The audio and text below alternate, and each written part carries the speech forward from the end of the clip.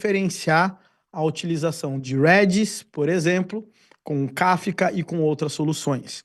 Mas, se você, dependendo da situação que você está, no contexto que você está, você esteja talvez disposto a perder uma mensagem, que isso pode acontecer com o Kafka também, se ele tiver mal configurado, né? Porque o Kafka tem diversos mecanismos de garantia de entrega e de recebimento. Você, naturalmente, tranquilamente, você pode trabalhar com Redis, cara. É muito louco isso. Dá para fazer muita coisa bacana com Redis. Então, tá aí mais uma opção para que vocês consigam entender como é que ele funciona. Fechou? Outro cara que também consigo trabalhar com PubSub, o Postgres, tá? Quem aqui sabia que o Postgres, ele também permite que a gente consiga fazer PubSub nele? Tá? Mais um cara que você pode levar em consideração, tá? Eventualmente, você tem uma infraestrutura enxuta, tem o Postgres, você precisa trabalhar de uma forma talvez até um pouco mais simplificada com PubSub. Eventualmente, cara, por que eu não vou usar o Postgres, já que ele tem a possibilidade de trabalhar dessa forma? Entende? Galera, o que eu quero e o que eu sempre tento reafirmar aqui com vocês nesses nossos bate-papos, eu não estou aqui hoje para te ensinar Kafka, para te ensinar Redis, para te ensinar Postgres. Eu estou aqui para te mostrar que você tem opções. E que eu acredito que muitos de vocês não saibam que existem essas opções. A partir de agora, vocês não conseguem mais desver. Quando alguém for falar em PubSub para você, você já vai usar o Redis como um cara que pode ser um candidato de acordo com o problema que ele tem. Você entende? Aumentou o seu leque de opção. O meu objetivo dessa aula hoje é aumentar o leque de opção que você tem agora para trabalhar com comunicação entre sistemas. Vocês estão conseguindo entender o meu objetivo aqui, galera? Tá ficando claro? Porque é uma aula teórica que eu estou dando aqui para vocês. É uma parada que tem muito menos prática até mesmo do que um system design, entendeu? Mas quando você vê, você não consegue mais desver. A realidade é essa, tá? Então, é importante. Você sabe que tem, agora você sabe pesquisar, você sabe ir atrás, já é uma possibilidade que você pode considerar. Porque o pior de tudo é você não saber que você não sabe. Porque daí você só ia ter o Kafka e o RabbitMQ na sua mente. E agora você tem o Redis, você tem o Postgres, por exemplo, tá? Por outro lado, a gente tem outras ferramentas bem decentes que trabalham, e eu vou falar mais especificamente aqui, com filas e com protocolos, por exemplo, como a MQP, onde a gente trabalha num formato um pouco diferente desse que a gente está acostumado. A gente trabalha com formatos de hubs de comunicação, tá? O que que isso significa? Eu tenho o meu cara, meu serviço A aqui, querendo se comunicar com o meu serviço B aqui. E aí, para isso, eu tenho uma fila. Legal? Então, eu tenho aqui a minha fila bonitinha. Porém, o que que acontece? Eu posso ter aqui um cara entre a minha fila e o meu publicador chamado de exchange, tá? Exchange. O que que é uma exchange faz, galera? Uma exchange, ela descobre pra gente para qual fila uma mensagem ela vai ser enviada. E isso aí muda o jogo na hora que você vai organizar a forma como seus sistemas eles vão se comunicar. Vou dar um exemplo aqui para vocês.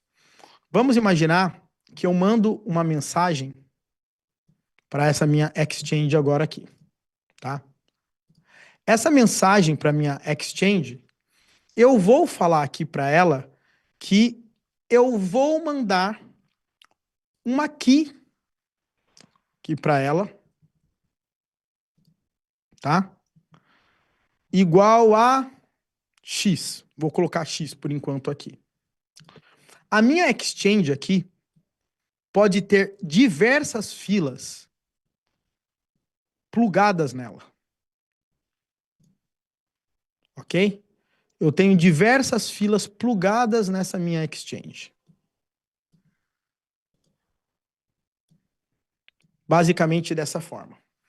Quando eu plugo essa minha fila nessa exchange, eu posso falar aqui que essa minha aqui é X. E eu posso falar que essa minha aqui também é X. O que que isso significa? Que a mensagem que eu estou enviando... Deixa eu ver se eu tenho um desenho de mensagem aqui. Não tem um desenho de mensagem, cara? Que chato, eu lembrava que eu tinha um. Eu vou criar uma mensagenzinha aqui, ó. Eu vou pegar uma mensagenzinha aqui.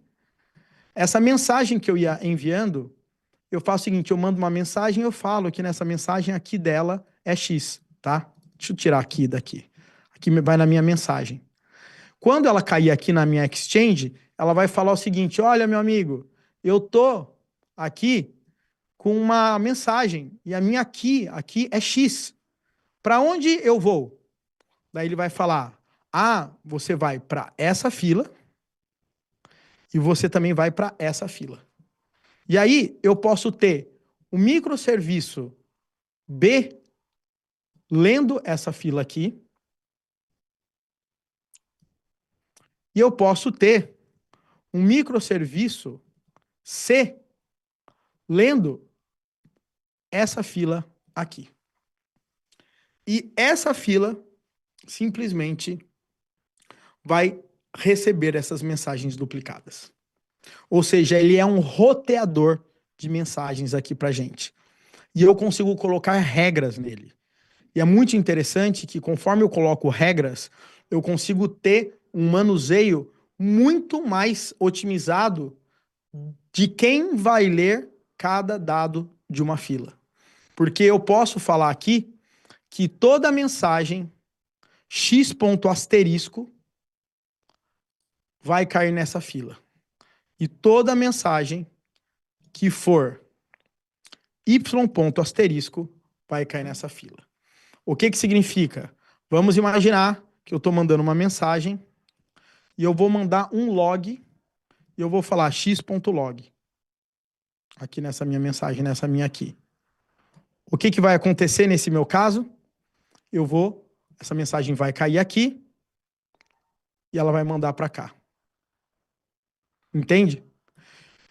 Então eu consigo brincar, inclusive com wildcards, onde eu consigo isso, ponto asterisco, vai para essas filas. Esse vai para essa fila, esse vai para essa fila. E a minha exchange, ela consegue gerenciar tudo isso e eu tenho várias filas conseguindo fazer esse consumo, tá? Então, a ideia padrão, tá, de soluções que trabalham dessa forma, elas usam um paradigma diferente, porque não é necessariamente aquele pub-sub padrão, onde o A manda uma mensagem que cai para o B. O A manda uma mensagem para uma exchange, essa mensagem tem regras, e essas regras, baseado nessa mensagem, eu escolho para quais filas que eu vou mandar esse cara aqui para gente, tá? Então é basicamente isso que começa a acontecer. Por padrão, tá? E aqui é os casos mais claros aqui, uma ferramenta que mais é comum, que todo mundo ouve falar e etc., é o RabbitMQ, que usa isso extensivamente, tá? Então, você está falando de RabbitMQ, é um cara que trabalha nesse padrão aqui com as exchanges aqui pra gente, tá? Existem alguns pontos que são importantes em levar em consideração, tá? Existem muitas configurações que você pode fazer no RabbitMQ. Por padrão, de forma geral, toda vez que o usuário C ler essa mensagem e confirmar essa leitura, essa mensagem é apagada da fila. E essa mensagem vai embora. Ou seja, eu não guardo essas mensagens para sempre na minha fila. Uma vez que ela é consumida, ela vai embora, tá? Apache Kafka, por exemplo, ele mantém as mensagens mesmo que eu leia mais de uma vez. Ou seja, ele permite a releitura e o reprocessamento da mesma mensagem. Obviamente que no Apache Kafka você configura também um TTL para as mensagens, para você não criar um banco de dados infinito, tá? Mas de forma geral, no RabbitMQ você trabalha com mensagens que são descartadas todas as vezes que elas são lidas, tá? Então, isso aí é interessante a gente conseguir entender. Ah, teve alguém, o Daniel postou um simulador do RabbitMQ. Eu uso muito esse simulador na hora que eu vou dar aulas de RabbitMQ, porque essa dinâmica que fica mais claro para vocês entenderem. Mas o fato aqui é que o RabbitMQ, ele é uma ferramenta monstruosa. Ele consegue ter ali o processamento e fazer processamento de uma forma extremamente forte. Ele consegue trabalhar também de forma distribuída, tá? E não tem essa que o Kafka é o melhor que o RabbitMQ ou que o Kafka é mais rápido, etc. e tudo mais. Não necessariamente, tá? Dependendo da situação, você consegue ter a mesma latência que o Kafka tem com o RabbitMQ. E muitas vezes ele consegue receber a mesma paulada de mensagens que o Apache Kafka. Porém, a arquitetura do Apache Kafka em si, ela é uma arquitetura bem diferente de como que o RabbitMQ funciona, porque ele trabalha com as partições de forma distribuída. Então você tem, de forma geral, uma resiliência muito maior, você tem uma sincronização de mensagens muito maior, e o Kafka, de forma geral, ele se vê como uma plataforma de stream de dados e não uma plataforma de mensageria. Obviamente que um stream de dado pode ser uma mensagem, entenda. Mas stream de dados, normalmente, a gente está falando de fluxo contínuo de informações. O que eu estou querendo dizer com isso? Por exemplo, o Kafka, ele permite que, conforme os dados vão seguindo, eu tenho uma parada chamada KSQLDB, que ele consegue fazer cálculos em tempo real, como se fosse um SQL, agregando informação desses streams de dados que estão chegando. Ou eu tenho o Kafka Streams, que faz isso ali de uma forma mais programática, tá? O Kafka tem, por exemplo, um cara chamado de Kafka Connect. Esse Kafka Connect, ele é plugado no seu broker do Kafka e ele permite que os dados que a gente receba aqui no... Pelo amor de Deus, eu não estou plugando o Kafka Connect na Exchange, tá? Esse Kafka Connect, ele permite que a gente grude no Kafka, tá? E daí o que acontece? O Kafka Connect pega essas mensagens e automaticamente ela consegue enfiar isso aqui num MySQL, ela consegue botar isso num Mongo, num Elasticsearch,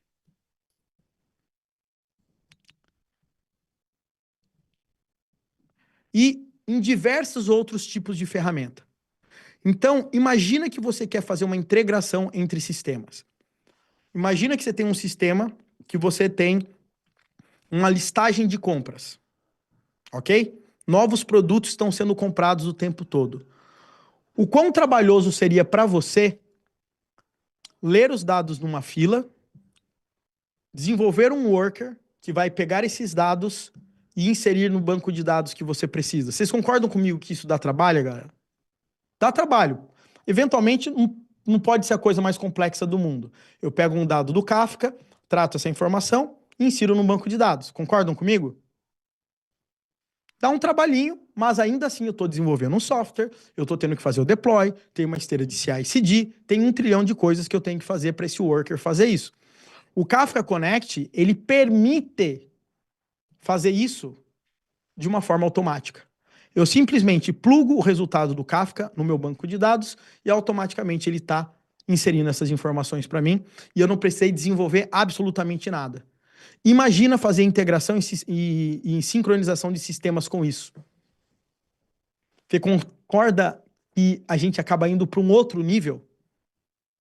Imagina eu ter um sistema que eu recebo dados e esses dados são inseridos em diversos sistemas simultaneamente em diversos bancos de dados, tá? A gente começa a entrar num outro nível de ecossistema. Então, quando a gente está falando de Kafka, a gente está falando do Kafka Connect. O Kafka tem o proxy, que você faz chamada REST e ele cai num tópico. Então, o Kafka ele tem uma gama de recursos em volta dele que faz o Kafka ser o Kafka. Entendeu? Então, se você quer só trafegar mensagens para uma pessoa ler e outro processar, e você só precisa disso, dependendo da situação, você não precisa do Kafka. Agora, se você quer tirar proveito de todo um ecossistema que ele tem em volta, sem dúvidas o Kafka é uma baita ferramenta aí para vocês. Fez sentido para vocês, galera? Eu vou parar para tirar algumas dúvidas aí para eu não ficar só no monólogo aqui. Dúvidas? Temos algumas pessoas com mãos levantadas. Perguntem, galera. Se eu souber responder, eu respondo. Ô Wesley, qual dessas ferramentas de mensageria você acha que é melhor para o cenário onde a gente precisa manter uma ordem de mensagens? Ou seja, eu recebi uma mensagem, 10 mensagens numa determinada ordem e eu preciso que elas saiam da fila nessa mesma ordem de mensagens. Eu ouvi dizer que o Apache Pulsar, não sei se você conhece, é bom para isso. Não sei se o Rabbit também é bom para isso ou não. Você Cara, tem...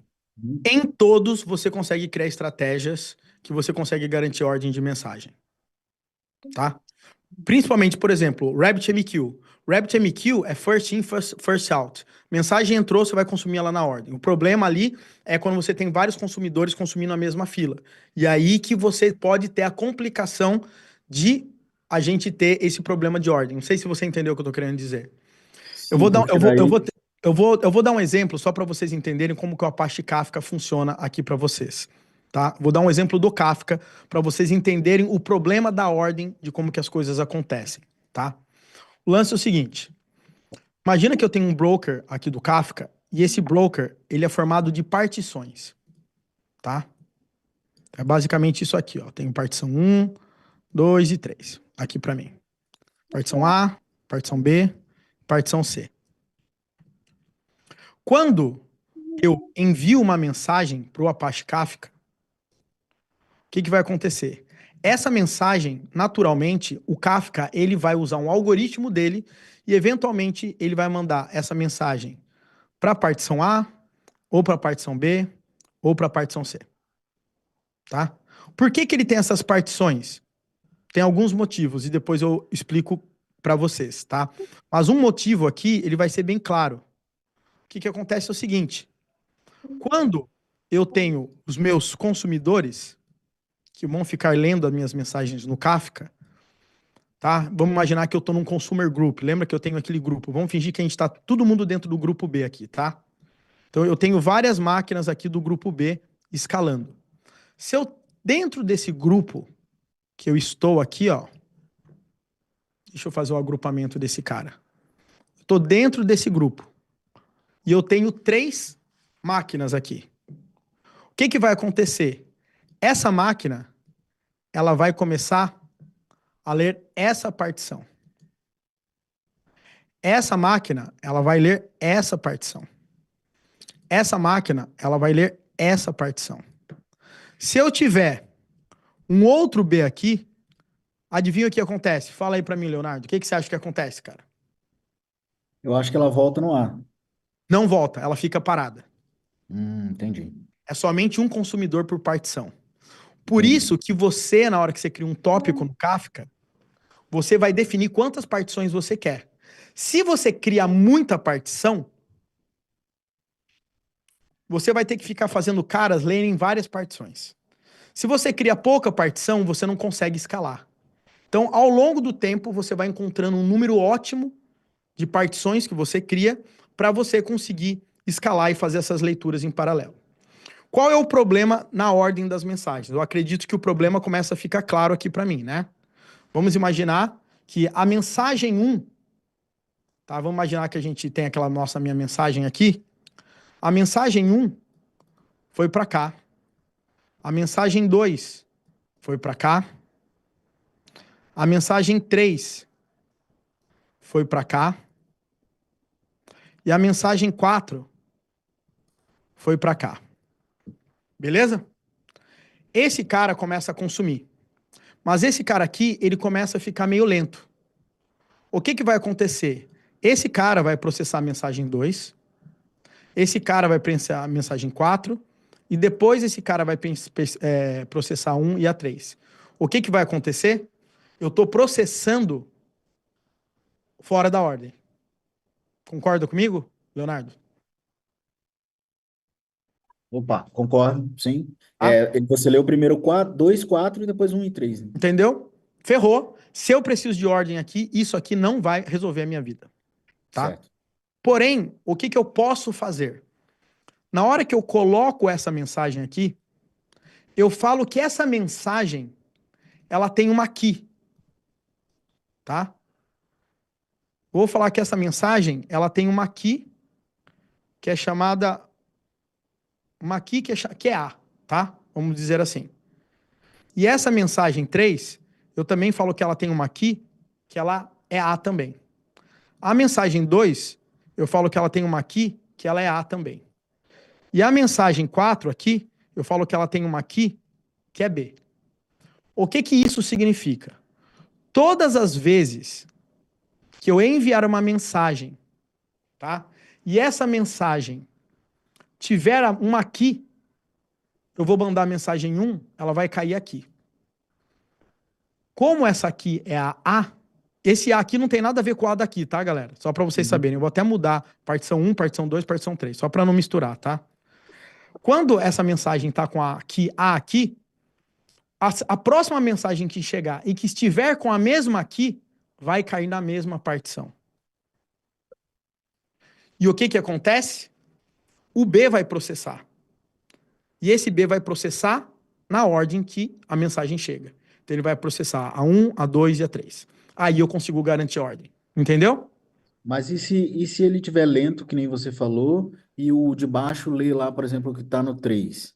O 3 aqui, ele tá com uma outra aqui. Então a ordem para mim aqui eu não estou importando. Estou dizendo aqui que mensagens que eu tô na ordem são com as que A. Ah, Aqui, entendi. você entendeu o que eu tô querendo dizer? Se eu Aqui é uma quiser outra uma aqui B. ordem, eu dou É, uma chave para ela. exatamente. Se eu não der Entendi. uma chave, vai entrar randomicamente. Se eu der uma chave, se entrar uma mensagem 5 agora aqui, e a chave dela for B, ela vai cair na partição 3, obrigatoriamente aqui para mim. Em momento algum, o Kafka coloca uma chave A em partições diferentes, né? Jamais não. Ele não vai trabalhar, tá? Entendi. Mas a vida é uma caixinha de surpresas. Quem lembra dessa, né? Joseph Klimber. Joseph. Qual que é o problema de a gente ter isso? A gente, dependendo do tipo de mensagens que a gente tem aqui, a gente acaba entrando em algo chamado de hot partitions. O que isso significa? Significa que se eu tenho muitas mensagens que precisam ser necessariamente lidas exatamente naquela ordem, somente esse meu B vai conseguir processar. E eu não consigo escalar isso. Você entendeu o meu problema? Se essa minha partição ficar muito quente, eu começo a ter um problema aqui. E aí começam, entre aspas, as gambiarras. Eu não vou falar gambiarra, mas é uma gambiarra. Você começa a criar keys meio que compostas, que você garante a leitura de uma, depois você lê, tipo, A1, A2, tipo, que A. Depois eu tenho A1, A2, A3. Aí esse cara lê todos os A numa ordem, o todo no B, mas na hora de processar, eles têm uma regra interna onde eles conseguem dar um merge na ordem que esse cara vai processar, por exemplo, entendeu? Existem Quem aqui trabalha com Redis? Eu trabalho. Trabalhou já com ele de forma distribuída? Não, ainda não. Shards, né? Ainda não. Exatamente. O Redis, você tem exatamente o mesmo problema. Quando você escolhe uma determinada key ali pro cara, esse cara vai ficar num shard. E aí, se você começar a encher daquela key naquele cara, você vai ter um shard, um hotkey novamente ali. Você vai ter um shard muito grande e com outros shards menores. E daí você começa a fazer keys com prefixos, keys de falar, olha, key underline 1 vai para o shard 1, key underline 2 vai para o shard 2. Quando eu pego, eu dou um union dessa parada e pego a lista que veio de todos os shards e consolido, entendeu? Então você começa a trabalhar com essas artimanhas para tentar resolver esses tipos de problema. Fez sentido isso que eu estou falando para vocês, galera? Ah, fez sim, com certeza. Tá? E o Rapt é mais ou menos da mesma forma, O Wesley? Rabbit não. O Rabbit ele acaba não tendo muito esse problema, porque eu posso trabalhar com exchanges e falar, eu vou criar 10 filas dessa, as mensagens, ou eu vou criar uma única fila, entendeu? E essa fila tem uma key, esse cara vai ficar processando. Pum. Acaba caindo exatamente na mesma situação do Kafka, entendeu? Sim. Entendeu? Porque eu também tenho uma key aqui. Sacou? Agora, se eu quero processar. Agora, tem um ponto interessante aqui, é que eu posso plugar mais um cara C na mesma fila do Rabbit. Tá? E aí esses caras vão processar em paralelo. Aí eu tenho o problema da ordem de novo.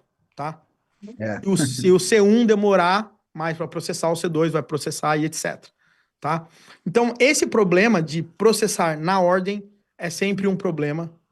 Tem muitas estratégias que você pode trabalhar dentro da sua aplicação. Tem gente que trabalha com buffers de mensagens, depois eles consolidam depois. Cara, tem 1 trilhão de opções e a gente poderia fazer uma live só disso e ainda eu teria que chamar outros caras que trabalham o dia inteiro fazendo essas gambiarras para me ajudar, porque eu não tenho comparado a essas pessoas que trabalham especificamente com Kafka, com esse tipo de problema de ordem, eu não chego nem perto do nível de experiência que esses caras têm. Pode crer. Entendeu? Uhum. Então, não tenho problema nenhum, inclusive, de falar isso, entendeu? Não, Ah, imagina. mas é importante a gente entender as limitações e essas coisas que acontecem. Mas eu acho que ficou claro aqui para vocês, né? Ficou sim, cara. Ah, Valeu. ficou claro. E um outro ponto importante que o Kafka tem aqui pra gente, que ele acaba trazendo, é que esses caras aqui e essas partições, isso aqui fica num broker, que vai ser basicamente um node aqui. E aí o que acontece? Eu vou ter vários brokers desse,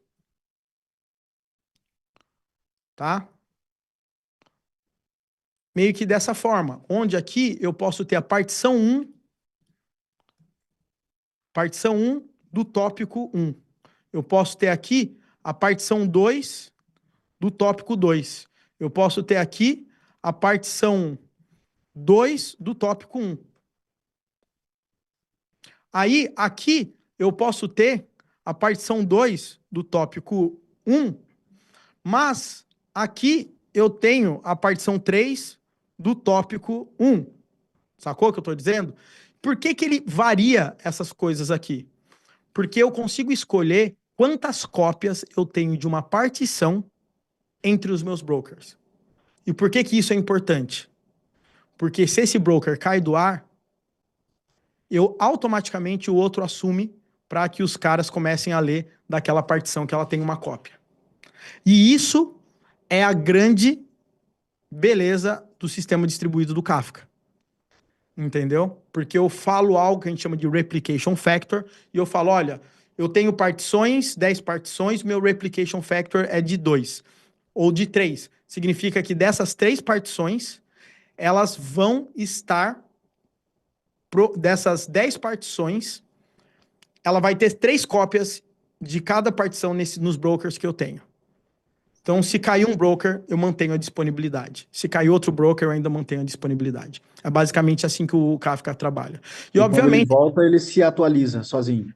ele se atualiza sozinho. Normalmente, o cara que virou o líder, tá? Ele se mantém como líder, mas ele tem todo o esquema de rebalanceamento e tudo mais, tá? Mas, de forma geral, o Kafka ele trabalha dessa forma. Ele tem cópia das partições. Então, as partições ajudam a eu conseguir fazer essas leituras específicas por consumidor. E elas me ajudam a ter cópias, onde eu garanto muito mais disponibilidade. Porque você não consegue fazer backup, de forma geral, de um broker. Não tem sentido, porque é dado em tempo real, entendeu? Então, o seu backup é o backup online que está rodando. Na realidade, é isso que está acontecendo, entendeu? E por isso que você tem essas montes de cópias dessas partições. E daí você fala, eu quero ter 3 cópias. Cara, você vai duplicar a quantidade de dados em 3. Eu quero ter 5 cópias, eu vou duplicar. Mas daí eu preciso ter uma quantidade grande de brokers também, porque se cair um broker, vai cair um monte de cópia também, não faz sentido. Então, é somente para vocês terem mais ou menos essa ideia. Fez sentido, galera? Show de bola. Isso. Top. Wesley, Fala, desculpa meu então. querido. Esse broker é tipo um RAID, né? Não. O broker, onde eu digo que é um broker, ele é um node do Kafka, tá? Esse cara aqui é um Kafka broker, ou seja, aqui ele tem o software do Kafka, onde ele recebe essas informações, tá? O broker, ele possui tópicos, tá? Um broker possui tópicos. Os tópicos possuem partições. E as partições têm segmentos, que no final das contas a gente tem um log. O log basicamente é o Kafka. Por que ele é muito rápido? Porque o Kafka, ele é um banco de dados. Um dia eu fiz um post desse no Instagram, galera, e eu tomei xingo pra tudo quanto é lado, tá? Tomei xingo pra tudo quanto é lado, gente falando que eu não sabia o que eu tava falando, tá? Mas na realidade, o Kafka, ele é um banco de dados. A diferença é que ele trabalha um formato de log. Entra uma mensagem, caiu aqui. Entra outra mensagem, caiu aqui, aqui, aqui. E as mensagens vão entrando. E essa mensagem pode ser de qualquer tipo de dados. E isso aí é imutável. Simples assim. Por que ele é rápido? Porque ele não passa pelos layers de um banco de dados comum. Por exemplo, se eu estou num banco de dados relacional, né, eu vou ter que ter a parte binária, que é aqui a base que todo banco de dados relacional tem. Acredito que vocês manjam disso, que é mais ou menos o que o Kafka tem. Aí eu tenho o motor, aí eu tenho sincronização, aí eu tenho os índices, eu tenho um monte de coisa. Por isso que o meu banco de dados ele é lento, de forma geral. Porque ele tem toda essa parada. O Kafka, por que ele é rápido? Porque é só leitura de dados, um atrás do outro, sequencial, imutável. Tem como ser mais rápido que isso? Sacou? Então, quando você trabalha dessa forma e sem pensar em nada, a latência do Kafka, muitas vezes, para conseguir pegar as informações desse banco, ela consegue ser, inclusive, similar, muitas vezes, à chamada de um banco de dados em memória. Tem estudos que o cara que fez o Kafka, tem um paper famoso dele, que ele era o fundador da Confluent, ele trabalhava no LinkedIn quando criou o Kafka. E tem muitos estudos que você mostra que essa latência ela acaba sendo muito parecida com uma chamada no Redis, dependendo da situação. Essa chamada, tá? Essa leitura desse dado. Então, sim, o Kafka, ele funciona como um banco de dados. Por exemplo, quem aqui já trabalhou com Event Sourcing?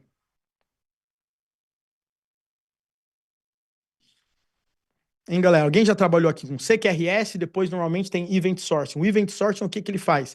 Você pega todos os eventos que acontecem dentro do seu sistema e anota esses eventos, e guarda esses eventos. Se um dia você precisar reprocessar todos os eventos do sistema para ele voltar no estado que ele estava naquele momento, você consegue. Isso você é capaz de fazer utilizando o Kafka. Eu posso criar e guardar todos os meus eventos que acontecem na minha aplicação, jogo uma mensagem do Kafka. Se um dia eu quiser partir do zero do meu sistema, o que eu faço? Eu peço meu sistema ler evento por evento, processar, processar, processar, e em tese meu sistema deve ficar como ele é hoje. Entendeu?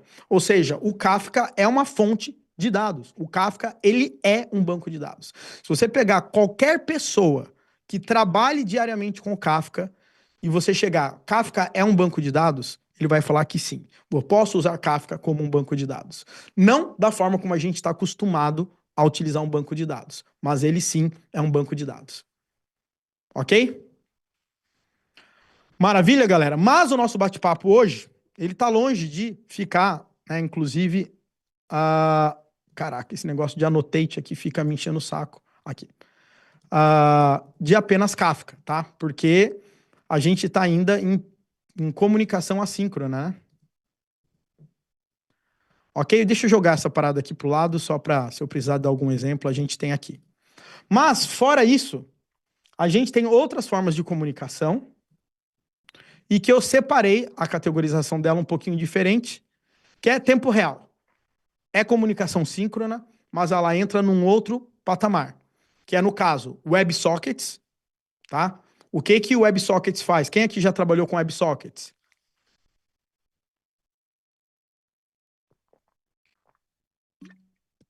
Muita gente já trabalhou com WebSockets. O grande ponto é que poucas pessoas, e não estou falando que é o caso de vocês, sabem como um WebSocket funciona. O WebSocket, no final das contas, ele acontece via uma chamada HTTP. Mas, na chamada HTTP, é feita a solicitação de um upgrade do protocolo de comunicação. Tá? Se vocês fizerem um MBA, vocês vão ver isso aí, inclusive. Tá? Mas é feito um upgrade na comunicação. Então você manda a solicitação falando que você quer se comunicar com WebSockets, solicitando o upgrade da sua comunicação HTTP, tá? E esse upgrade, ele vai, no final das contas, manter um canal TCP aberto, tá? E aí, o que que acontece? Quando você tem um canal TCP aberto, eu consegui manter um canal de comunicação bidirecional entre cliente e servidor. E aí permite que eu, como cliente, possa enviar mensagens e receber mensagens também de um servidor. Né? E aí a gente está falando, por exemplo, em chats, sistemas que tem que ficar onde eu mande mensagens e receba mensagens em tempo real.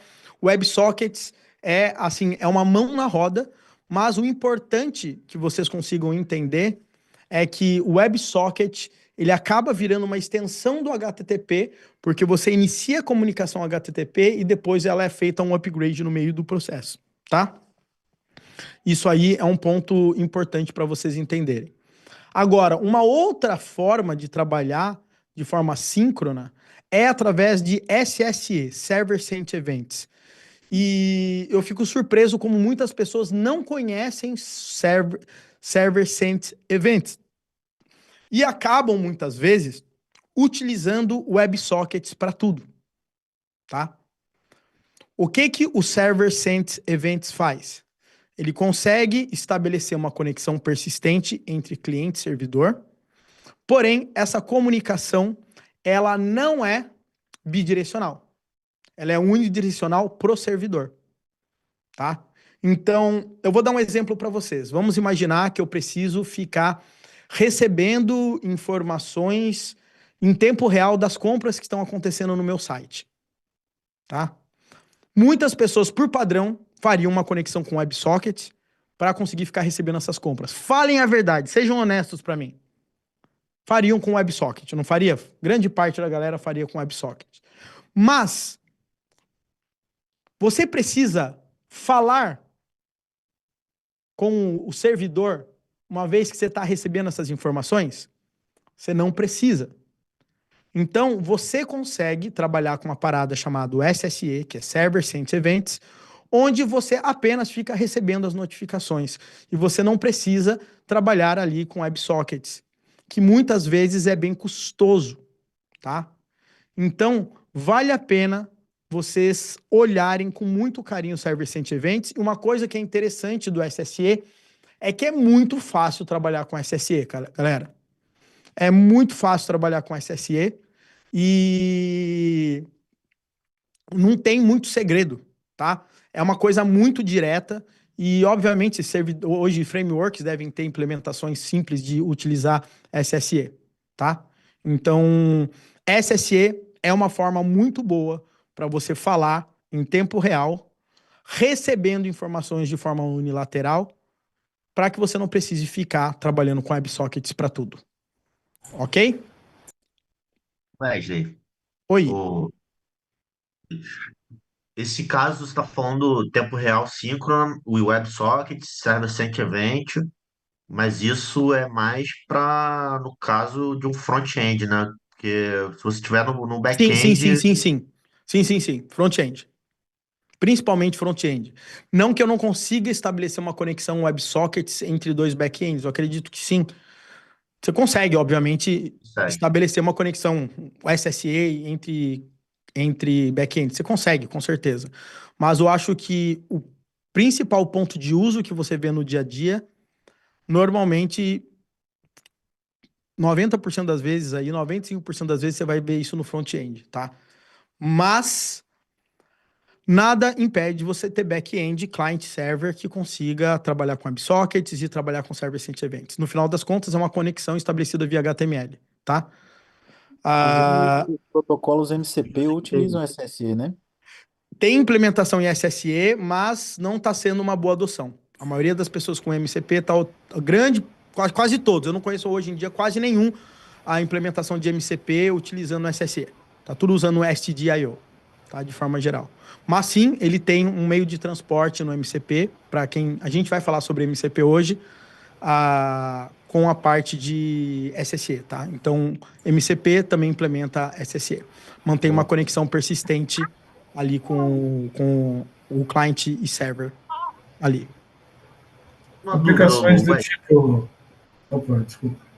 Aplicações do tipo Google Saber um. Docs, tal, planilha, que é uma colaborativa, né? Cara, isso é WebSocket. É o WebSocket, né? Com certeza, porque você troca mensagem com o server e recebe a mensagem em tempo real. É É muito rápido. bidirecional a conexão. Certo. Nesse caso. E o caso do use case do SSE, qual seria? Uma notificação, tipo, sistema de notificação de rede social, por exemplo, que você só recebe? Cara, Qual seria? imagina, você tem um dashboard com tudo acontecendo, seus pagamentos chegando, suas ordens de serviço, como é que tá as suas ações, como é que recebi uma notificação de que o meu pagamento foi aprovado. Cara, tem basicamente tudo que você precisa ficar recebendo mensagem, você consegue trabalhar com isso, entendeu? Inclusive, pessoal, deixa eu até olhar aqui uma coisa. Fazendo jabá e não fazendo jabá do MBA, deixa eu só olhar aqui uma coisa aqui com vocês.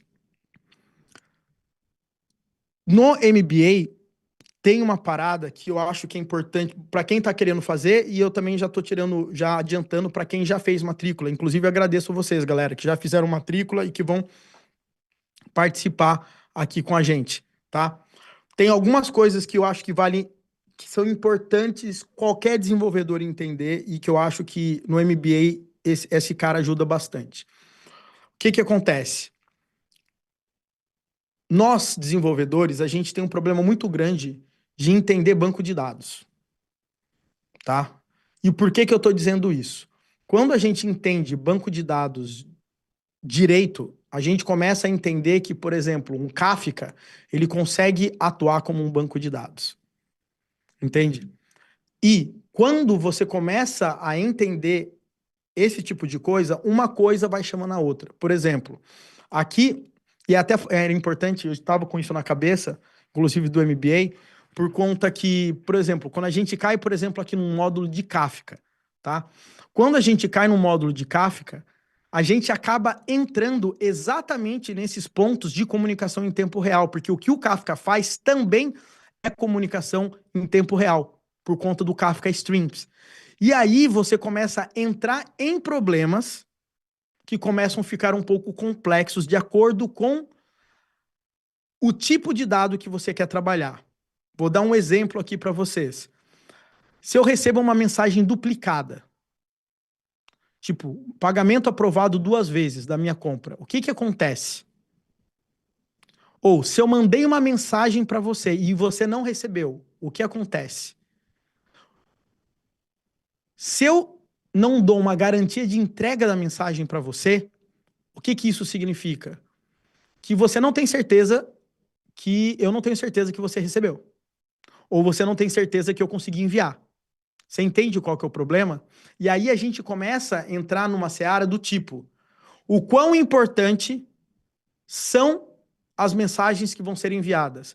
Isso tanto no WebSocket com um SSE ou com sistema de mensageria. Entendeu? Por que que eu estou dizendo isso? Vamos imaginar que eu vou mandar 1 trilhão de mensagens para você. Imagina que eu estou no Uber. E o Uber, que se eu não me engano, inclusive usa a Kafka, o que que ele faz? A cada tanto tempo ele fica mandando a posição do cara, certo? Se eu perder uma dessas mensagens, eu vou gerar um estrago muito grande pro sistema do Uber? Na opinião de vocês? Perdi uma das posições. Não. Nesse caso, não. Não, Nesse porque é caso, não. constante, né? Exatamente.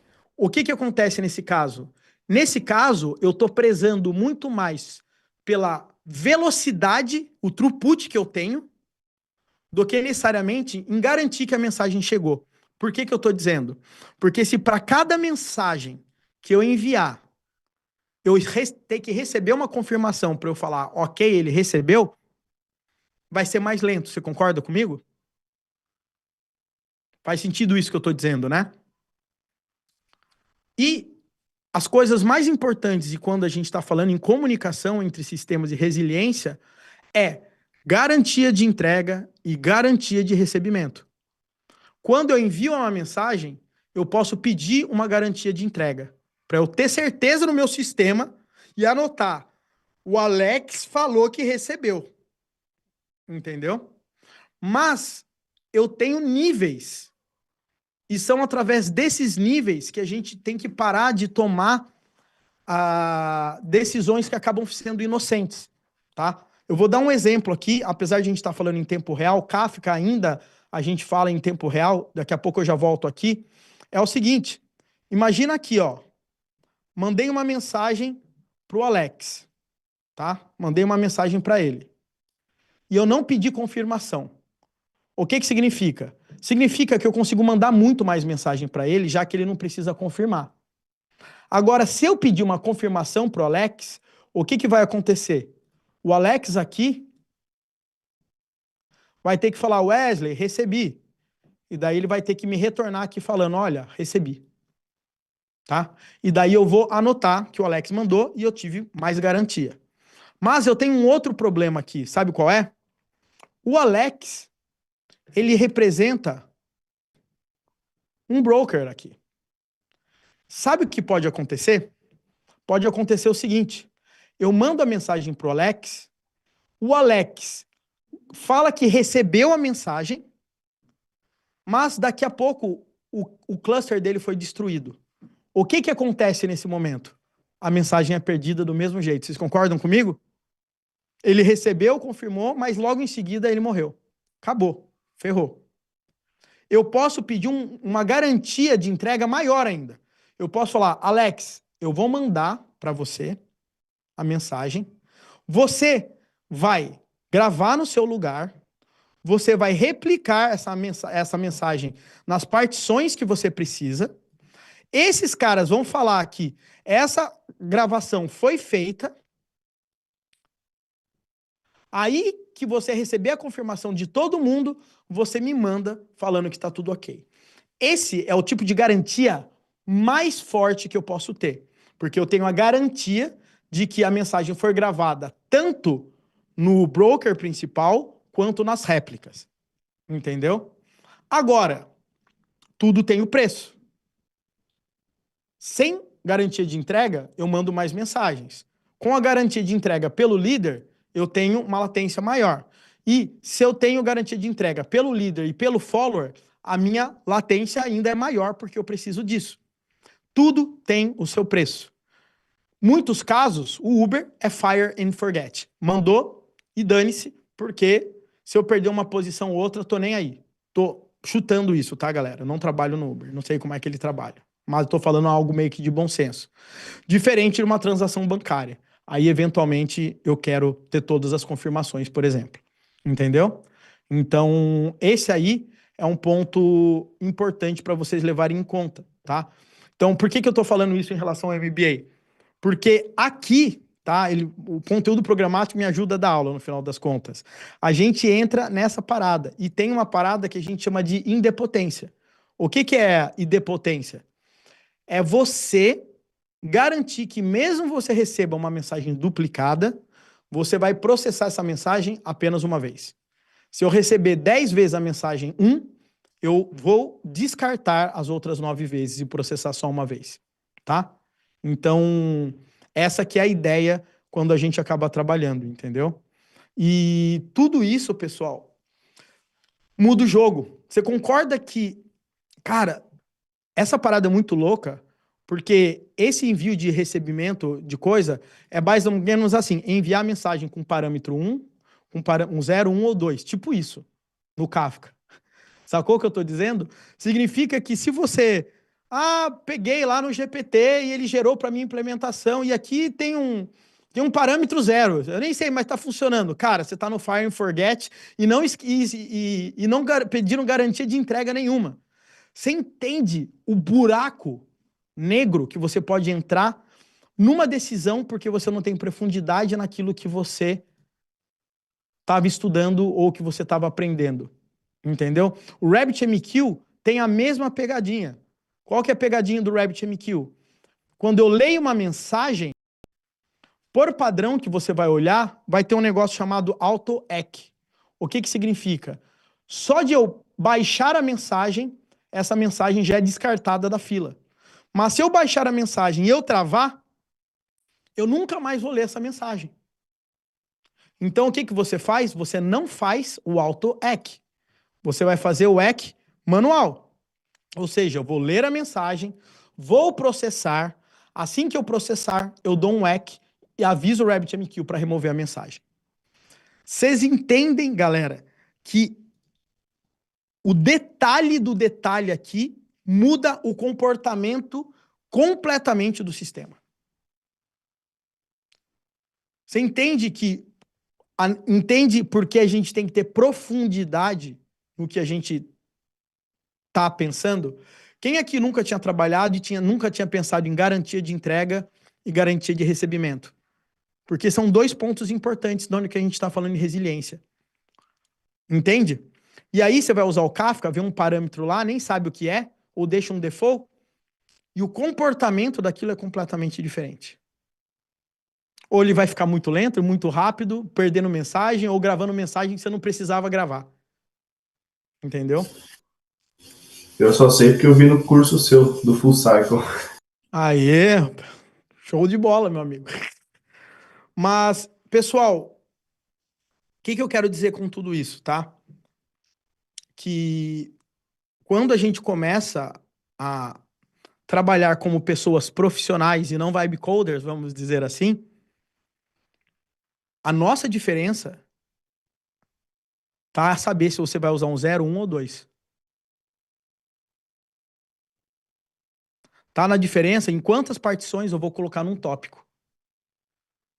Entendeu? E isso muda o tipo de profissional da água pro vinho.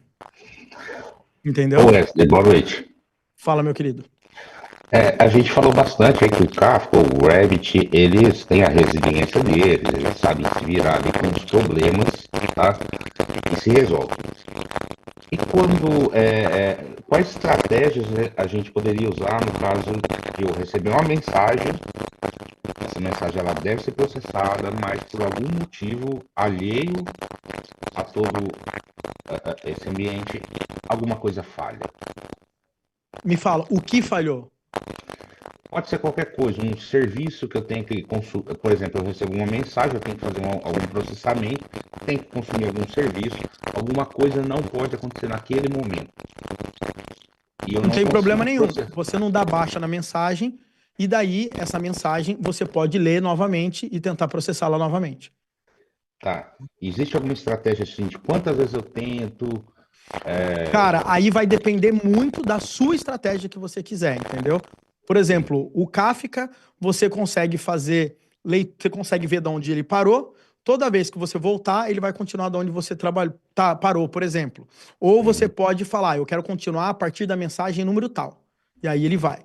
O RabbitMQ, por exemplo, né? E dá para fazer estratégias parecidas, ele tem coisas chamadas como dead letter queues, tá? O que acontece? A mensagem caiu para uma fila, tá? Deu pau aqui no processamento, automaticamente essa mensagem ela cai numa outra fila entendeu? De mensagens que não conseguiram ser processadas, e daí eu boto um worker lá tentando entender por que aquelas mensagens não foram processadas. Não foi de novo? Ela volta. Ou eu posso fazer, não foi processada essa mensagem, beleza. Daqui eu boto um timeout e depois de novo eu jogo a mensagem para a fila de novo para eu tentar reprogramar. E eu posso falar, tenta 3 vezes. Se não deu, vai para uma dead letter queue. E daí eu pego essa fila, pego um programa de análise de logs, entendo aquela mensagem, entendo os logs e entendo, olha, o formato do JSON estava errado e por isso que não estava processando. Então eu consigo ter essas estratégias, tá? Tá. É que a gente falou um pouco ali, vocês falaram um pouco ali daquele negócio de eu consigo ter uma ordenação de processamento em fila, e quando a gente pensa num cenário de falha, isso dá um baita de um problema, né? Dá. Cara, trabalhar de forma sequencial é difícil, principalmente porque o que a gente busca com comunicação assíncrona é processamento paralelo, né? Mas não dá, se você precisa de ordem, o processamento paralelo, ele não vai conseguir funcionar naquele caso. Então você tem que ver caso a caso. Mas, novamente, Wagner, o importante é que você tem consciência disso, entendeu? O problema é uma pessoa que não sabe que esse problema existe. E aí ferrou, Não, show de bola. sacou? Tudo que eu tô trazendo aqui para vocês, pessoal, o importante aqui não é você sair codando com o Kafka. A partir de agora, com certeza, muitos de vocês já vão estar ligados em garantia de entrega, garantia de recebimento. Um parâmetro simples pode mudar o comportamento completamente dos seus sistemas de mensageria e você pode perder mensagem, gastar mais disco, ficar mais lento. Tudo simplesmente por conta de um único parâmetro. E, novamente, essas coisas que diferenciam um profissional que vai conseguir trabalhar numa empresa e vai fazer diferença e não vai fazer merda. A realidade é essa, né?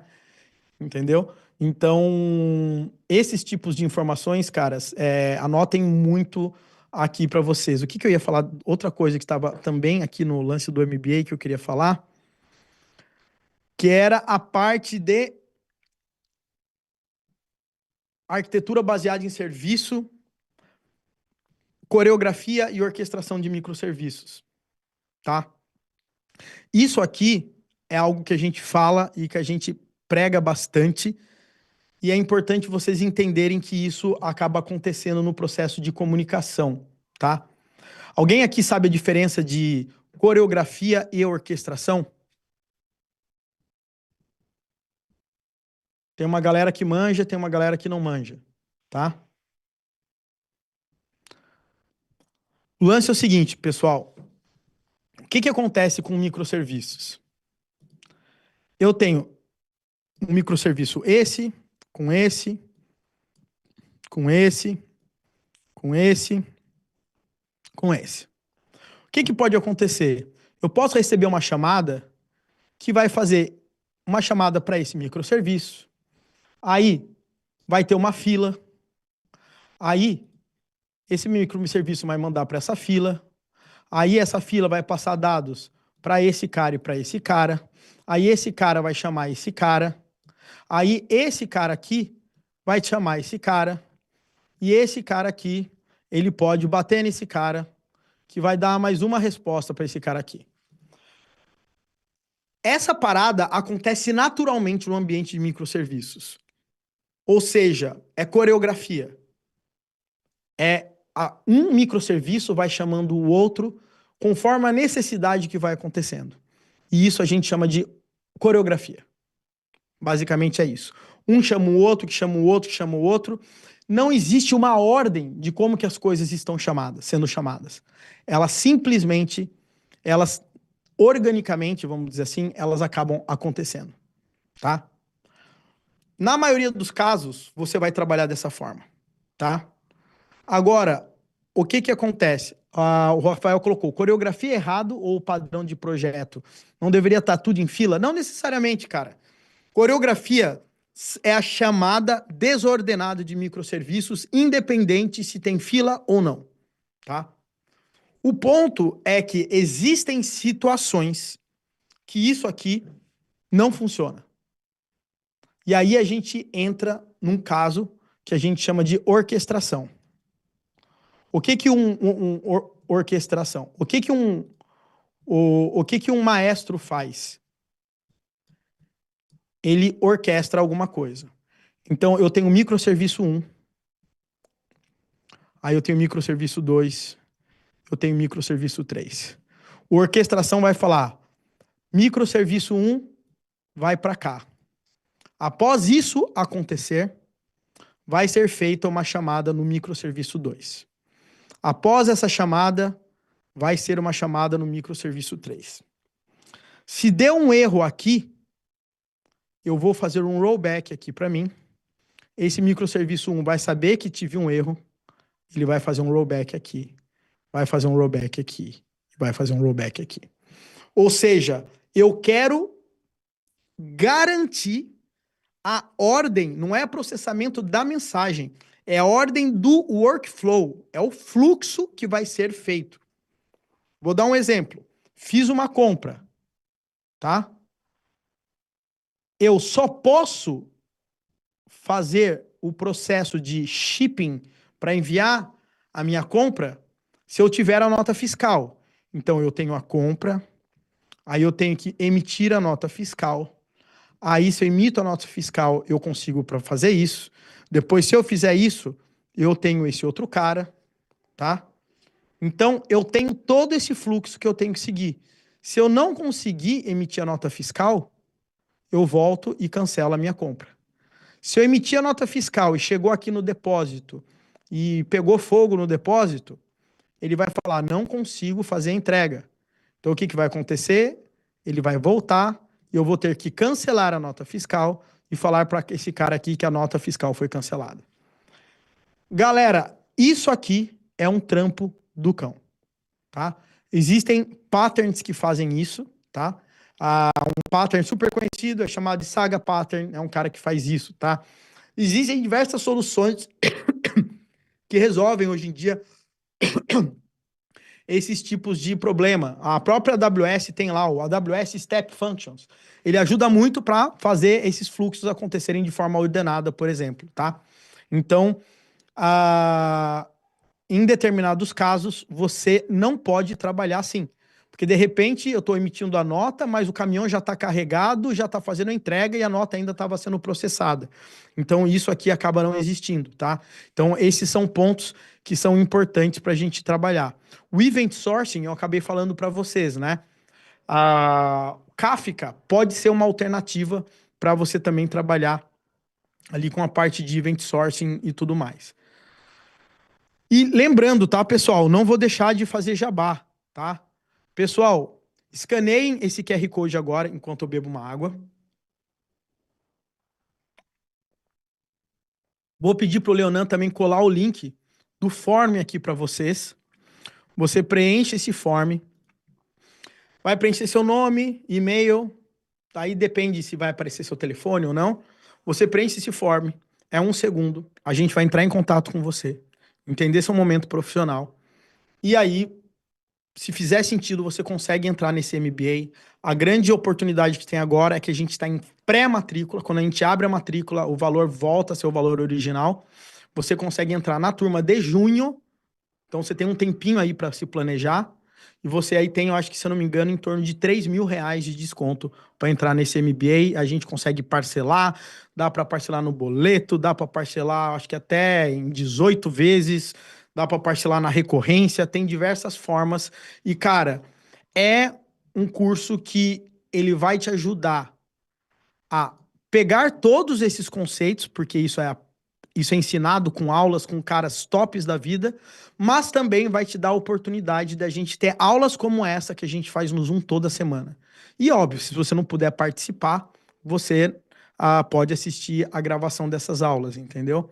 A gente não bota TCC, trabalho de final de curso, que você vai ter que fazer monografia, nada disso. A nossa ideia aqui é que você consiga aprender de verdade e conseguir entender como que as grandes aplicações são desenvolvidas, mas por um aspecto muito importante, no lado da arquitetura de software e na arquitetura de solução. Então, isso aí é um ponto bem interessante, tá, galera? E tem os caras fodões aqui que têm participações especiais, dão aula, participam, fazem mentoria, então vale a pena você entrar. Então, Preenche esse formulário, sem compromisso nenhum.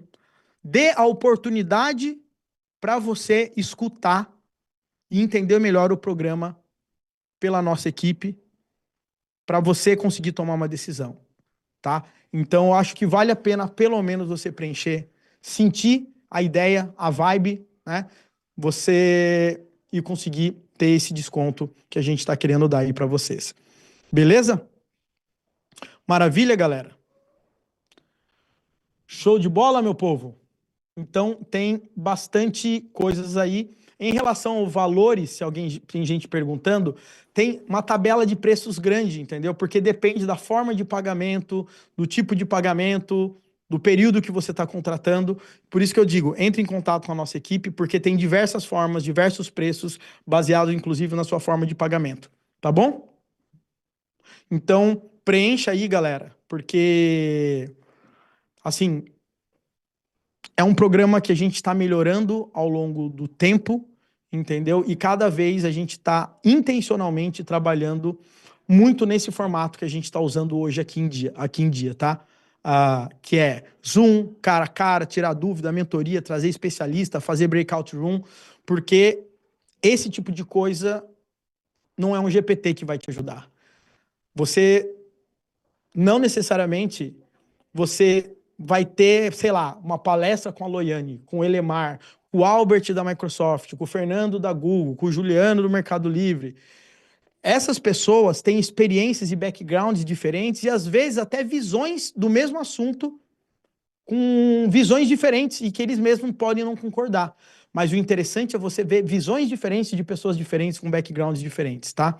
Então, isso aí é um ponto importante aí para vocês verem também. Leonan, coloca o link do MBA também aí para eles, tá? Tem desconto para quem já é aluno do Full Cycle? Normalmente a gente dá desconto sim, tá, pessoal? Se você já é aluno nosso, entre em contato sem dúvidas, porque a gente consegue condição especial para quem é aluno, tá? Sem dúvidas. Maravilha? Galera, para a gente ir caminhando um pouco para o nosso final aqui, eu quero falar de mais caras um pouquinho mais focados na parte de IA agora, tá? Que é algo que não dá mais para ser ignorado, tá? E que eu quero trazer aqui sempre para vocês.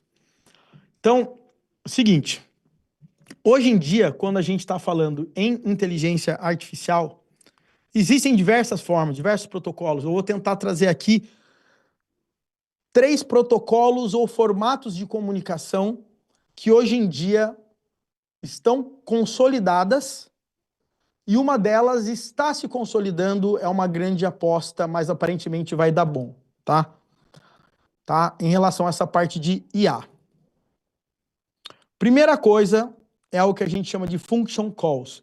Alguém já ouviu falar em function calls quando a gente está falando em IA, galera?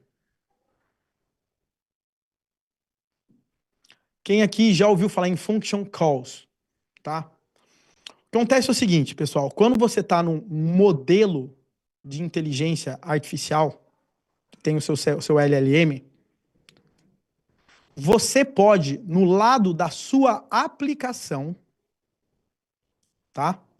Que no lado da minha aplicação, eu criar funções que podem fazer coisas personalizadas. Tipo, função externa, uma chamada de API, só para dar um exemplo aqui para vocês, tá? E o que acontece com essas functions calls? Aqui, eu gero uma especificação das funções que eu tenho aqui para mim, tá? E qual é o meu objetivo aqui? Quando eu faço uma chamada em linguagem natural para minha LLM, a minha LLM, o que ela vai fazer? Ela vai entender quais funções ela tem disponível, tá? Que faz sentido no contexto que a pessoa está escrevendo. Porém, o que acontece nesse caso? Como a IA, ela entende meio que a assinatura dessa função, o LLM, o modelo, o que ele vai fazer aqui para mim? Ele vai gerar, vamos dizer assim, o JSON com as informações do usuário e dar para o meu cliente. E o meu cliente, nesse momento, a minha aplicação, ela chama a função. Vocês conseguiram entender o que eu estou querendo dizer, galera, com isso? Não é a LLM que faz a execução da minha função. A LLM, ela apenas formata os dados, formata o payload, e eu escolho se eu vou executar essa função ou não. Tá? Então, isso aí é um ponto importante. Tem uma diferença muito grande de eu falar para você, olha, aqui tá os dados, caso você queira chamar esse cara nesse contexto. Tá aqui a chamada que você vai perceber. O cara passou o e-mail, o nome e o telefone. Então, eu tô te mandando nesse formato porque talvez faça sentido você fazer um contato com ele.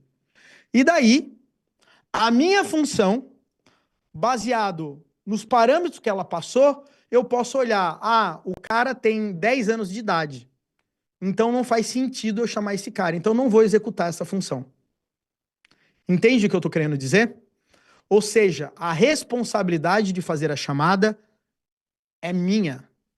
A IA só junta os dados e ela infere qual função eu deveria chamar naquele contexto. Tá? Ou seja, ela entende a minha intenção. Baseado na minha intenção, ela vê a lista de funções que eu tenho que faça mais sentido naquela intenção, e ela formata o payload daquela função da forma que eu expliquei para ela. Aí ela vai mandar isso para mim, aí eu vou analisar os parâmetros dessa função e vou ver se eu executo ou não. Eu posso falar, não quero executar porque o cara falou que ele não sabe programar e quer fazer o MBA, então eu não vou fazer essa chamada. Não vou adicionar ele na minha agenda para eu entrar em contato com ele. Você entende que quem manda aqui nesse cara sou eu. Eu crio a função, eu escolho se a função deve ser executada. O LLM entende a minha intenção, ele formata os dados no formato da minha função, mas ele não executa nada. Ok? Fez sentido? O Elias está falando, será que isso seria um exemplo de function call quando eu peço para o GPT gerar um PDF da conversa? Cara, não dá para saber como é que ele trabalha internamente, mas quando eu falo gere um PDF da conversa, ele entende a sua intenção, que é um PDF. Ele tem os dados do PDF, então ele vai formatar, mandar todos aqueles dados com o payload e provavelmente vai mandar para o chat GPT, estou dando um exemplo, o client, falar, aqui tem um PDF que esse cara pediu. E daí o meu cliente pode falar, olha, esse PDF é muito grande, eu não consigo gerar, não vou chamar essa função para gerar o PDF. Entendeu? Ou eu vou executar essa função. Tá? Então, isso aí é um ponto importante para vocês entenderem que essa pegada de function calls tem diferença entre MCP. Eu estou falando isso porque tem gente confundindo function calls com MCP, tá?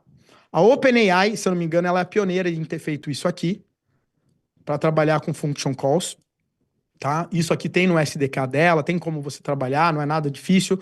O Gemini, se eu não me engano, a partir da versão 1.5, também trabalha com function calls e tudo mais, tá? Então, esse é um cara que é importante você saber nos dias de hoje, quando você for desenvolver sistemas com IA, você saiba que se você trabalhar com function calls, você está no controle. Ok? Maravilha? A function call seria um prompt? Não. A function call é uma chamada de função personalizada que eu quero trabalhar. Entendeu? Eu consigo executar a chamada de uma API, criar um evento cadastrado, salvar num banco de dados, mas quem pega as informações para preencher os parâmetros dessa função é o meu modelo, mas não é o meu modelo que está executando aquela função. Ok? Legal. O MC... Wesley, Oi. Desculpa, é que eu perguntei esse negócio. Mas, tipo, na prática, você teria um cliente aqui do seu lado, que executaria a function call, bate na IA, a IA retorna os parâmetros lá, sei lá, você pediu alguma coisa para retornar um nome, alguma coisa, ele retorna lá um JSON com o nome, É mais ou menos isso. É tipo assim, o responde, fluxo sei é mais lá, ou e aí menos, você usa internamente. o fluxo é mais ou menos assim, ó. Falou assim, ó. Quero saber a cotação do dólar para real. Aí eu tenho uma função aqui, cotação dólar e moeda. Certo? Basicamente isso. Aí o que acontece? Quando eu escrevo isso, a minha LLM, ela sabe que eu tenho algumas function calls cadastradas. Ela vai falar, bom, baseado no que esse cara está pedindo, existe uma função de cotação do dólar e eu sei que tem um parâmetro moeda e eu sei que a moeda é real. Aí o que, que ele vai fazer? O meu modelo, ele vai fazer o seguinte, ele vai pegar, vai gerar um JSON aqui, no formato que essa função precisa, com os dados da função, e vai passar aqui para a cotação do dólar. O que, que eu vou fazer nesse momento? Eu vou fazer a cotação do dólar. E o retorno dessa cotação do dólar, eu posso mandar para a LLM de volta. Ok? Basicamente é isso.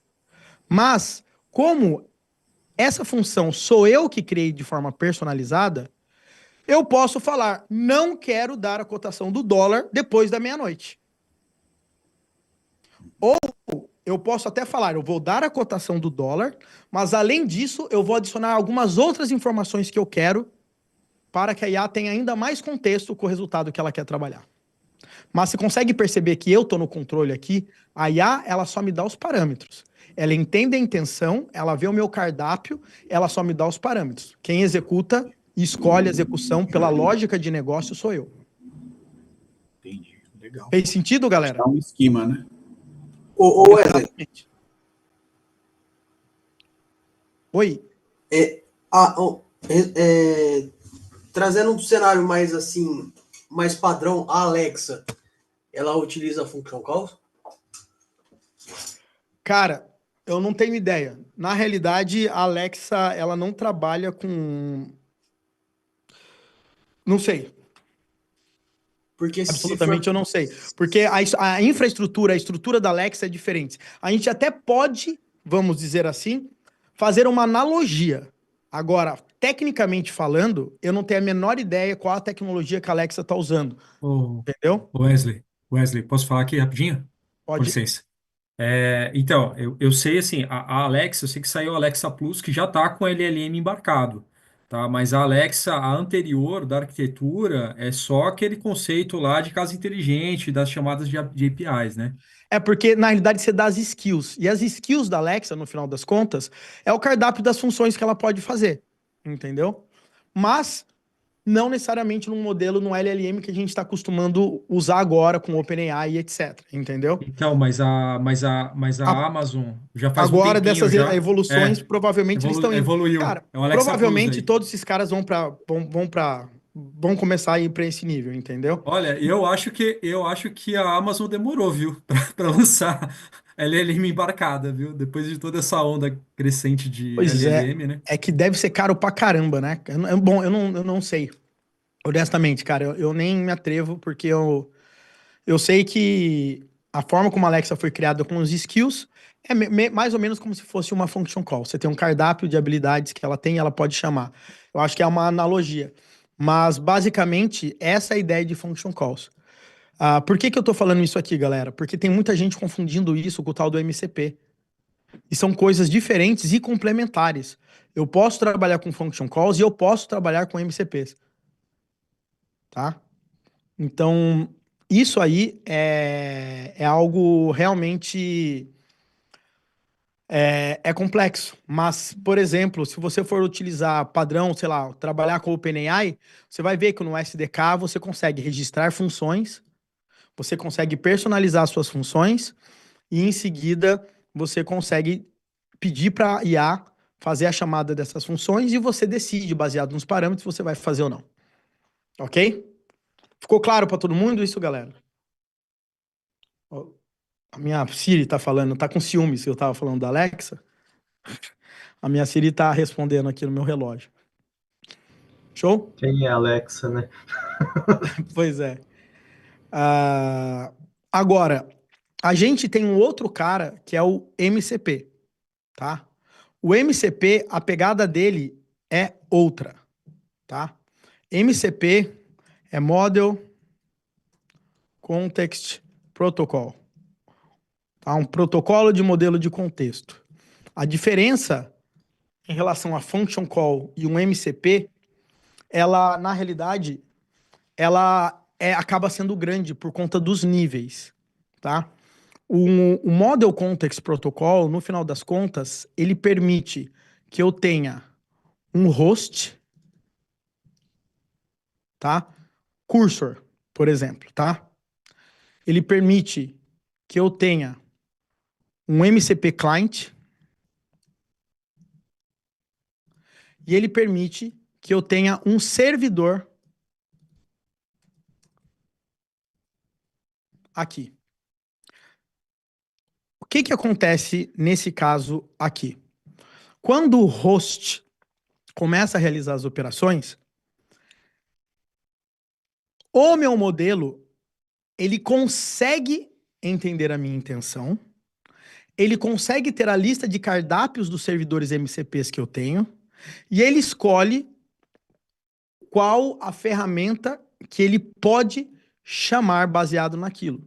E aí ele faz uma chamada através desse client para um servidor externo. Ou seja, não é dentro do meu próprio software.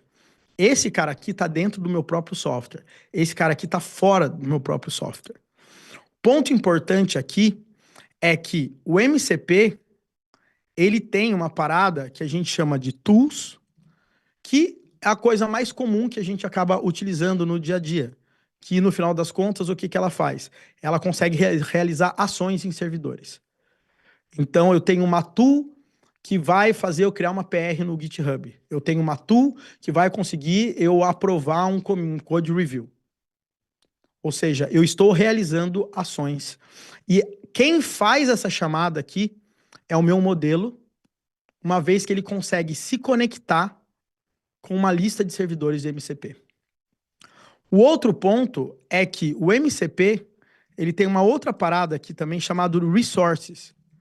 E os resources aqui do MCP, o que que eles fazem no final das contas? O resource é uma fonte de dados que eu posso usar para trazer informações para a minha LLM. Esse resource, quem controla a chamada dele não é o modelo. É o meu host. Ou seja, um pouco parecido com isso aqui. Na realidade, o que eu consigo fazer é o seguinte. Imagina que eu estou num sistema de IA, onde eu tenho a minha lista de produtos, eu tenho a documentação do meu sistema, eu tenho um monte de coisa. E daí eu estou na parte de cadastro de produtos, na minha parte onde eu quero ver as documentações com as minhas listas de produtos, e o cara está perguntando, eu quero a lista de produtos. Aí eu sei, eu como software, eu sei que eu tenho um resource chamado lista de produtos com preços. Aí eu consulto esse resource e disponibilizo para o modelo. Então, quem está fazendo a chamada desse resource não está sendo o modelo, não está sendo o LLM, está sendo o meu host. Entendeu a diferença que eu estou querendo dizer? Quando eu estou trabalhando com tools, o meu modelo faz a chamada para o meu servidor. Quando eu estou falando em resources, é o meu sistema sabe que eu tenho aquele recurso, eu acesso o servidor MCP para trazer esse recurso para eu utilizar ali para minha IA. Tá? E por último, eu tenho o cara que é chamado de prompts, que são listas de prompts que eu utilizo e reutilizo o tempo inteiro para eu trabalhar no dia a dia. E quem escolhe essa lista de prompts aqui é o usuário. Eu, Wesley, vou utilizar a minha IA, eu quero ter uma lista de prompts para eu gerar propostas comerciais. Então eu seleciono esse prompt, escolho recursos da minha tabela de... Caras, a gente deu uma talk, fala, Leonan, semana passada só sobre MCP. Eu mostrei na prática tools funcionando, resource funcionando, prompt funcionando, as 3 funcionando simultaneamente, gerando propostas, modelos de negócios e coisas desse tipo, utilizando cada item do MCP. O problema de hoje em dia é que a maioria das pessoas, quando fala em MCP, tá pensando só nesse cara aqui. Porque é esse cara que aparece no cursor na hora de você trabalhar. Mas quando você desenvolve aplicações com IA, o MCP provê aqui pra gente resources e prompts que vão ser uma mão na roda para você ter fonte de dados para você utilizar. A fonte de dados pode ser uma imagem, ela pode ser um texto, ela pode ser um PDF, ela pode ser qualquer coisa. E isso eu consigo jogar ali para o meu modelo, eu tenho essa opção. Eu consigo acessar o MCP Server que me dá esses resources, tá? Então, isso aí é um ponto importante para que vocês consigam entender, tá? Então, hoje em dia, né, o MCP está tendo uma atração gigante. A Google e a OpenAI estão adicionando suportes também a MCPs nos modelos deles. E eu fiquei muito feliz com isso, porque quem fez isso foi a Anthropic, e a minha maior dúvida é, será que a Anthropic consegue gerar um movimento que vai fazer a própria OpenAI aceitar a falar utilizando com MCP? Entendeu? Então, isso aí é uma coisa, assim, extremamente importante, e é um marco importante que a gente está trabalhando aí. A Fechou? parte interessante, né, Wesley, que é o Flávio falando, é por conta de ser um protocolo, né? Então você padroniza a comunicação. Acho que isso já facilita difundir a tecnologia, né? Exatamente. É que a gente chega num momento de IA que tudo tá mudando, que pô, o meu medo ali era a OpenAI criar o MCP dela. Entendeu? Aí você começa a ter muitas brigas desses Com protocolos, certeza. e eu estou feliz pelo fato da OpenAI estar aderindo ao MCP. O Com Gemini certeza. está aderindo ao MCP. Aí eu Como é fico que mais feliz. como é que você enxerga a questão da privacidade dos dados, né? Porque se o serviço você não paga, muitas das vezes você é o produto. E até mesmo você pagando, muitas das vezes eles ainda assim usam os teus dados para treinamentos, etc, né? Então, assim, muitas das Cara, vezes você usa, tem dados sigilosos de negócio, né? Cara, aí depende muito, tá? Se você está trabalhando como desenvolvedor com esses planos básicos, aí seus dados vão estar ali e acabou, tá? Mas se você está numa empresa que tem departamentos de compliance, o caramba 4, eles têm contratos com essas empresas, e esses planos enterprises, esses dados, eles acabam sendo sigilosos, não entram para como treinamento, e tem toda uma separação ali, e O etc, uso tá? até através de API, ele tem essa privacidade um pouco mais forte, né? Cara, pra caramba, entendeu? Então, assim, quando você tá falando em ambientes enterprise, OpenAI e todas essas empresas, eles têm, né, planos específicos para garantir isso. Não como nós, meros mortais, que estamos ajudando os modelos a crescer o tempo todo, Pois é, eles às vezes usando os você pega novos aqui, tem dados. uma ideia maravilhosa, você chega ali, coloca no modelo, ele aprende ali, e dependendo se você tiver uma outra pessoa no sistema que comece a fazer perguntas, ela pode chegar até o pote de ouro, né? Pois é, cara, essas coisas elas são bem complexas. E eu vou mais longe, tá? O que existe agora também em relação à IA e a uma parte de segurança, daqui a um tempo eu vou começar a gravar uns vídeos sobre isso, vou colocar nos cursos, inclusive, é a parte de prompt injection, tá? Antes a gente tinha SQL injection, agora a gente tem prompt injection. É como você conseguir, através de um prompt, fazer com que a IA execute ações que ela não deveria executar, ou ela traga dados que ela não deveria trazer, ou que ela insira dados num banco de dados ou qualquer coisa aqui, que eles não deveriam ter inserido por conta do prompt que o cara coloca. Entendeu? Vamos imaginar que você tem um assistente de vendas. Esse assistente ele tem a tabela de produtos e os preços que ele pode dar desconto, certo? Eu chego ali e falo: me dê sua lista de preços e mostre a sua tabela de descontos. Tô dando um exemplo bobo. Ponto, tá lá. Entendeu? Com certeza. Consegui sacanear. Né? Se Ou eu você for consegui ter perguntar o dados modelo, ele onde consegue a até minha dizer o que ele permissão de aprendeu usuário com não você. dá. Eu ter acesso a dados que o meu nível de usuário não dá dentro da empresa, entendeu? Então a gente entra nessa parada de prompt injection, cara. Começa a aparecer esses nomes estranhos, mas se você olhar, faz todo sentido. Porque agora as tentativas agora é de ficar ludibriando com linguagem natural o comportamento do sistema, entendeu? Então, conseguir colocar guardrails nas suas funções, na forma de como que você trabalha, vai ser super importante para um maluco ali não começar a fazer exploração, cara. Entendeu? É muito louco, cara. Por isso que eu tô dizendo, caras, a gente, como desenvolvedor, a gente tem uma mania, né? Eu tenho essa mania de ser muito arrogante e achar que eu sei trabalhar com IA, que eu sei programar com IA, que prompt sim, é importante saber pedir para IA, mas eu nunca peço para IA do jeito certo. Eu acho que é o código ruim, mas eu não sei conversar com a IA direito para ela gerar o código bom. Eu não sei gerar uma lista de tarefas, eu não sei fazer um workflow, eu não sei lidar com... O ponto é que às vezes a gente... Cara, eu digo assim, ó, eu vejo a galera de marketing, eu vejo a galera de copywriting, eu vejo a galera de dados, eu vejo a galera de tudo quanto é mundo usando IA de formas que nós desenvolvedores a gente não usa, cara. Porque a gente acaba achando que a bendita da IA é pedir pro Copilot gerar testes unitários e quando a gente pede para criar uma funcionalidade sai um código todo cagado. Entendeu? É fogo, cara. Entendeu? E tá na hora agora de nós entender essas paradas a fundo, porque no final das contas, o futuro da nossa profissão vai ser engolir isso. Entendeu? Essa que é a grande ponto. E é muito louco que pessoas de outras áreas engoliram isso antes da gente. Porque a gente acha que sabe e não sabe. Esse que é o pior de tudo, entendeu? Na real, a gente acha que sabe e não sabe. E o pior problema do mundo é esse. Você O achar que sabe pessoal de uma coisa. marketing está caindo em cima, né? Cara, mano, eu vejo, entendeu? Cara, eu vejo aqui na empresa mesmo, cara.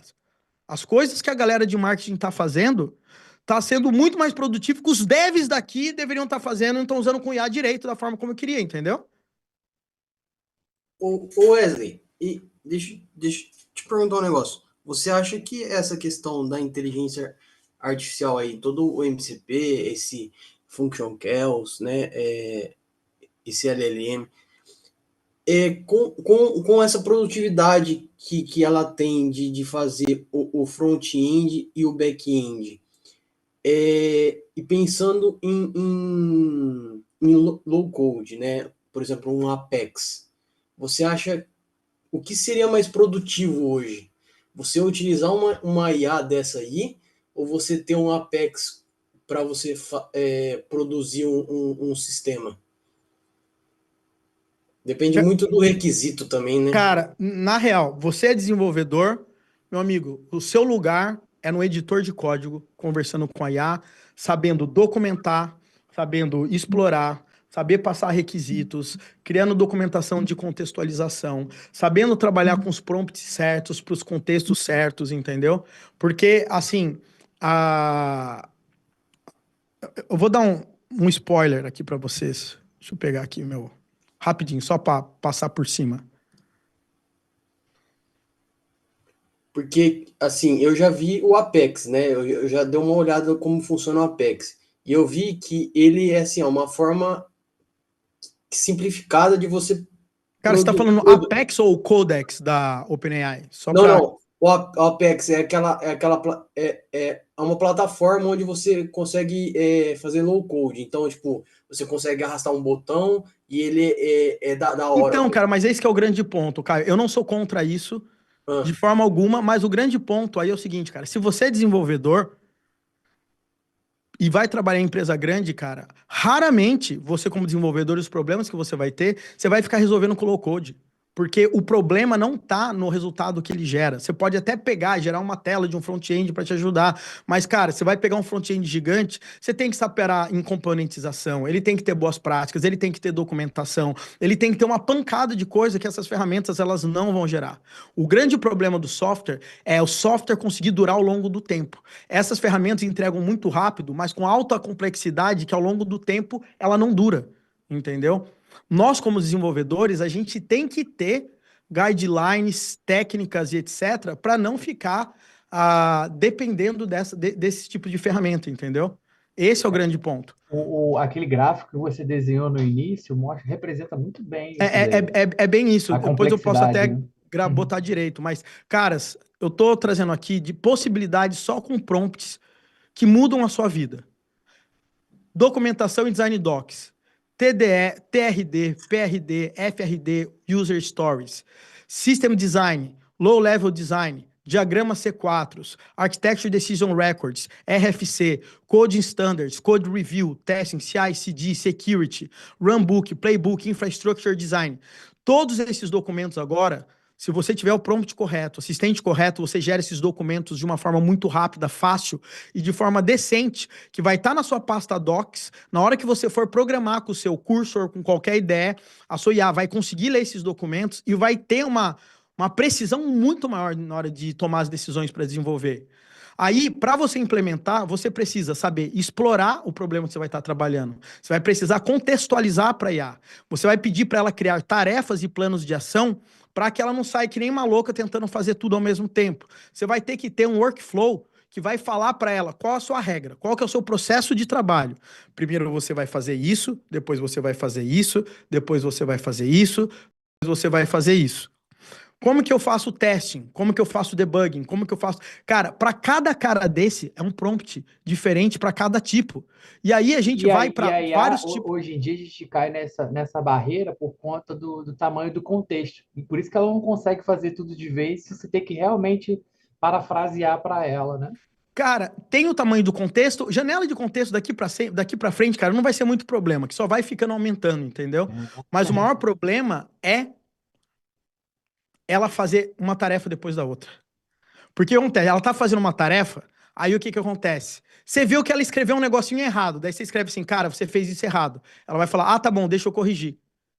Daí ela corrigiu e daí parou a tarefa que ela tava fazendo, entendeu? E ficou aquele era a tarefa pela metade, daí seu código não tá mais compilando. Daí se ela continue, daí assim, continue, daí ela pensa, continue mexendo no bug que eu tava mexendo. Cara, é uma loucura. E na hora que você começa a entender isso aqui, ó, os tipos de prompts, como que você vai trabalhar, entender para qual tipo de prompt que você vai usar para cada situação com o IA. Eu fiz várias tabelas, cara. Quando você usa cada tipo de prompt para cada tipo de coisa, o nível de resultado é outro, meu amigo. É outro. É simplesmente outro. Quando que eu uso isso? Quando que eu uso aquilo? Cara, o nível é completamente outro. Então, o que eu tô querendo trazer aqui para vocês é desenvolvimento com IA, tá? É ter conhecimento sólido e é prompt. E esse prompt não é simplesmente como pedir. São muitas técnicas, são muitos prompts diferentes, são muitas situações. Eu criei um servidor MCP, eu vou gravar um vídeo no YouTube para mostrar para vocês, para dar um exemplo do servidor MCP, mas um exemplo de um servidor MCP que, por padrão, usa sempre um prompt bom para desenvolvimento. Então, na hora que você vai desenvolver, você chama um MCP, ele bota esse prompt e anexa junto com as suas tarefas. Você vai ver que só o de usar isso já melhora muito o seu processo de desenvolvimento com o cursor, por conta de um prompt, entendeu? É muito louco esses tipos de coisa. E, galera, pra gente fechar, tá? Eu quero falar de um outro cara que ele é importante e eu tô botando muita fé nele, que ele é chamado de A2A. Quem já ouviu falar em A2A? A2A. Alguém já ouviu falar em A2A? Aquele N8N, você já ouviu falar já? Sim, ferramenta de automatização de fluxos que consegue falar Isso. com muitas coisas. Ele fala com o MCP Server, isso? Ele fala com MCP Server, ele fala com qualquer coisa. Hoje em dia ele implementou MCPs, tá? Mas assim, em mundo de desenvolvimento, ainda mais em grandes empresas, esse cara não vai escalar, entendeu? Você não vai depender, a aplicação da sua empresa depender de uma ferramenta externa completamente. Vou dar uma olhadinha. E na hora de escalar, não vai escalar, ou você vai pagar muito caro para ter nodes dedicados do N8N. Eu acho muito bom o N8N para fazer fluxo simples ou para fazer provas de conceito, entendeu? Mas na prática, dia a dia de desenvolvimento, cara, eu não trabalharia com N8N. Entendi. Tá? A2A, quem sabe quem é esse cara aqui? A2A, tá? Um protocolo da Google que é chamado de Agent Pensado no Google Next, né? to Agent. Essa ideia é genial. É isso que eu quero trazer aqui para vocês. Basicamente, esse protocolo, ele permite que agentes de IA consigam falar com outros agentes de IA em linguagem natural. Ou seja, eu crio um agente que consegue falar com outro agente. Qual que é o grande problema que nós temos hoje em dia? Existem diversos frameworks, diversas ferramentas para você criar agentes de IA. E esses agentes não conseguem se conversar. Entendeu? Porque eles são feitos de formas diferentes. Como que eu consigo criar agentes em diversas tecnologias, com diversas linguagens, com programações diferentes, com modelos diferentes, tudo diferente, e ainda fazer esses caras se comunicarem para executar tarefas que eu quero? Entendeu? E o mais interessante desse cara, que é criado pela Google, ele é um protocolo que faz com que um agente consiga falar com outro agente. Então, nesse caso aqui, a gente tem alguns conceitos, tá? Que a gente chama de, nesse cara, que a gente tem o agente cliente e o agente remoto. O agente cliente, ele é o cara que ele é responsável pelo quê? Por fazer as solicitações das tarefas que a gente quer que o agente remoto faça. E o agente remoto, ele executa as tarefas solicitadas e retorna o resultado, tá? Então, essa é a parada. Como que funciona esse cara? Tá dando uma visão geral aqui para vocês. Nós temos uma área dele que a gente chama área de discovery, tá? Como é que funciona essa área de discovery, descobertas? Eu tento identificar quais são as capacidades que aquele agente tem, tá? Essas capacidades, ela é chamada de agent card. Imagina que é um cartão de visitas meu, e eu falo nesse cartão de visitas tudo que eu sou capaz de fazer. Eu pinto, eu bordo, eu faço elétrica, tipo isso. É o meu cartão de visitas. Esse agent card, normalmente, ele é um JSON, e ele fica numa URL chamada wellknown/agent.json. Nesse agent card vai falar o nome, a descrição que esse cara faz, as URLs desse cara, processo de autenticação e quais são as habilidades, as capacidades que esse agente tem de fazer, tá? Então, esse é o primeiro ponto.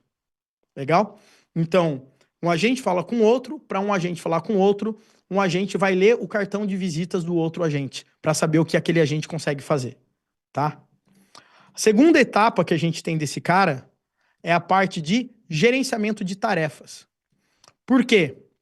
Porque quando um agente vai pedir para um outro fazer alguma coisa, a gente acaba tendo uma tarefa, uma unidade de trabalho que tem status, tá? Então ele tem submitted, quando uma tarefa foi pedida para ser feita, working, quando a gente está desenvolvendo, input required é quando eu mando uma tarefa para um agente e o agente fala, agora, qual é essa informação? Eu preciso que você me mande mais dados. Daí ele preenche aquele input, né? Completed, quando foi completado, failed, se falhou, cancelado e unknown é quando eu não sei a merda que deu. Basicamente é isso, tá? Mas a ideia das tarefas é, um agente pede uma tarefa para o outro agente, essas tarefas têm status, e esses status podem, inclusive, solicitar input required, ou seja, eu preciso aguardar que o outro agente me dê mais informações que eu estou trabalhando ali para a gente, tá? Agora, o importante é que esse cara aqui, ele tem algo que a gente chama de mensagens, ou mensagens/parts, tá? Ou partes, porque eu posso mandar essas mensagens em 3 formatos principais. Text part, que é um texto simples, file part, que pode ser arquivo, ou URLs, que vão ter arquivos, ou data part, que são dados normalmente em JSON, tá? Então, esses são os formatos de dados que a gente trafega aqui no A2A. Legal? No final das contas, a gente vai ter algo que a gente chama de artefato, o artifact. O que é o artefato no final das contas, galera? É o resultado final de saída gerado por uma tarefa que possui partes.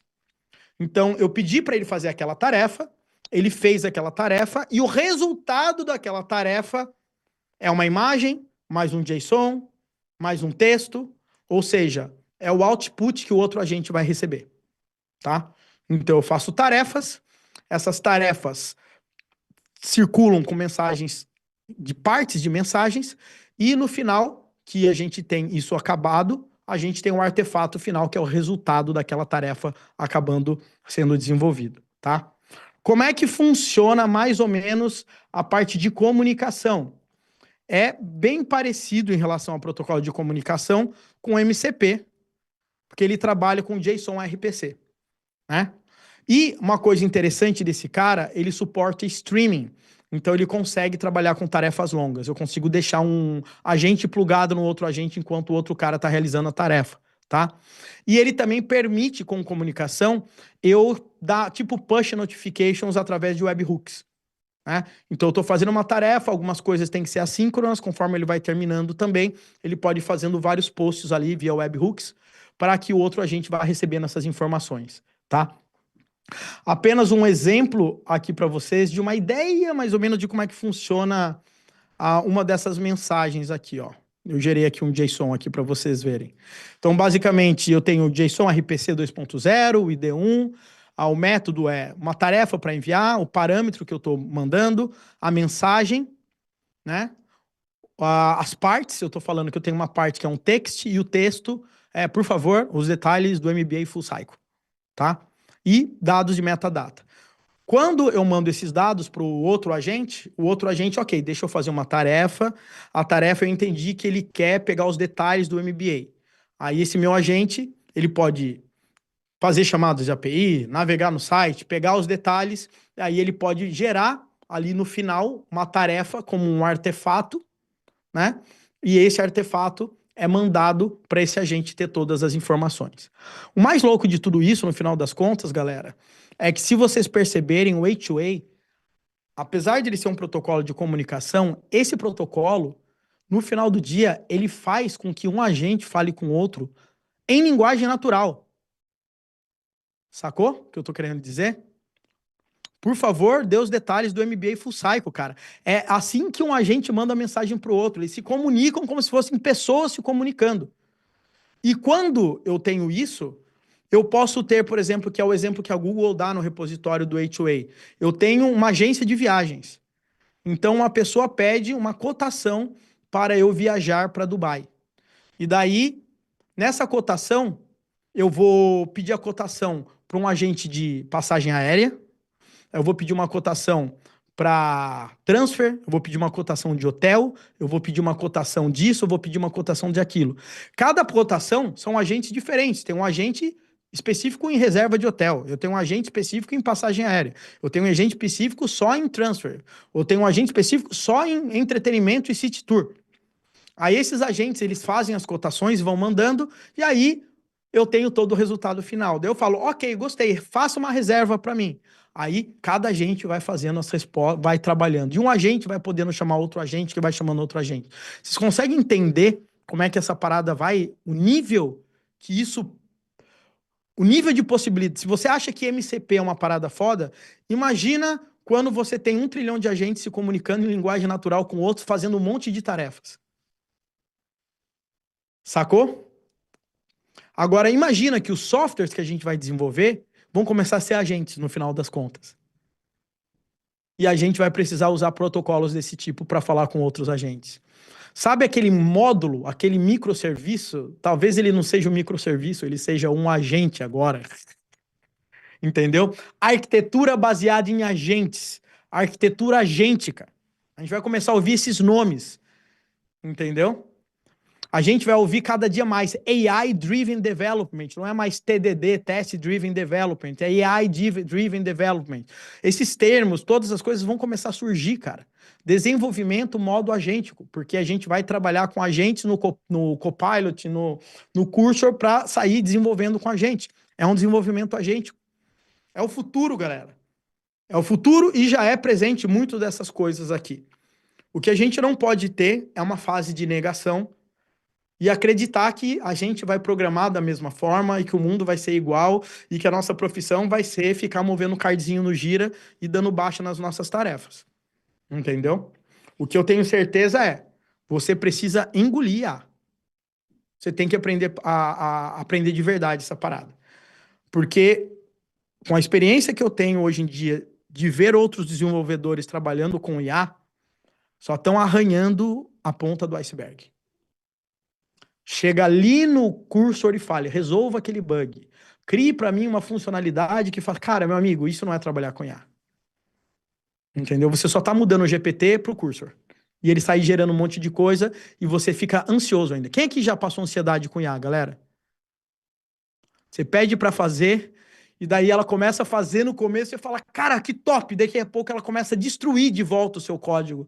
E daí você começa com uma ansiedade porque você não sabe se você programa ou você pede para ela arrumar e daí a coisa vai piorando, você começa a ficar nervoso e daí você sai sentindo mal e fala, é uma merda.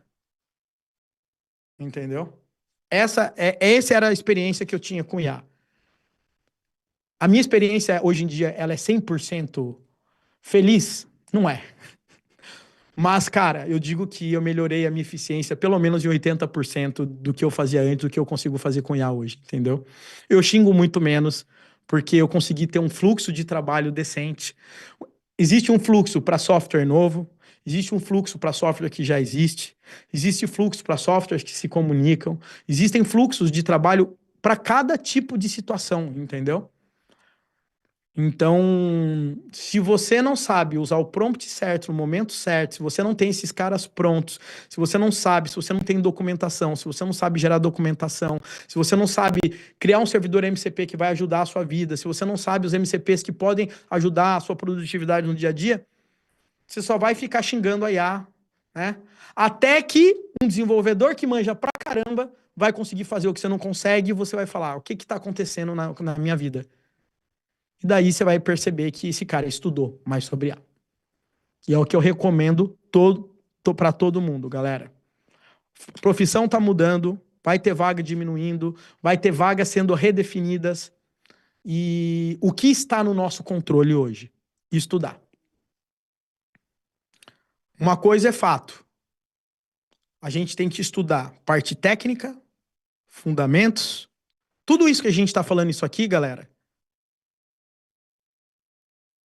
Tudo isso aqui que a gente está falando em todos esses dias.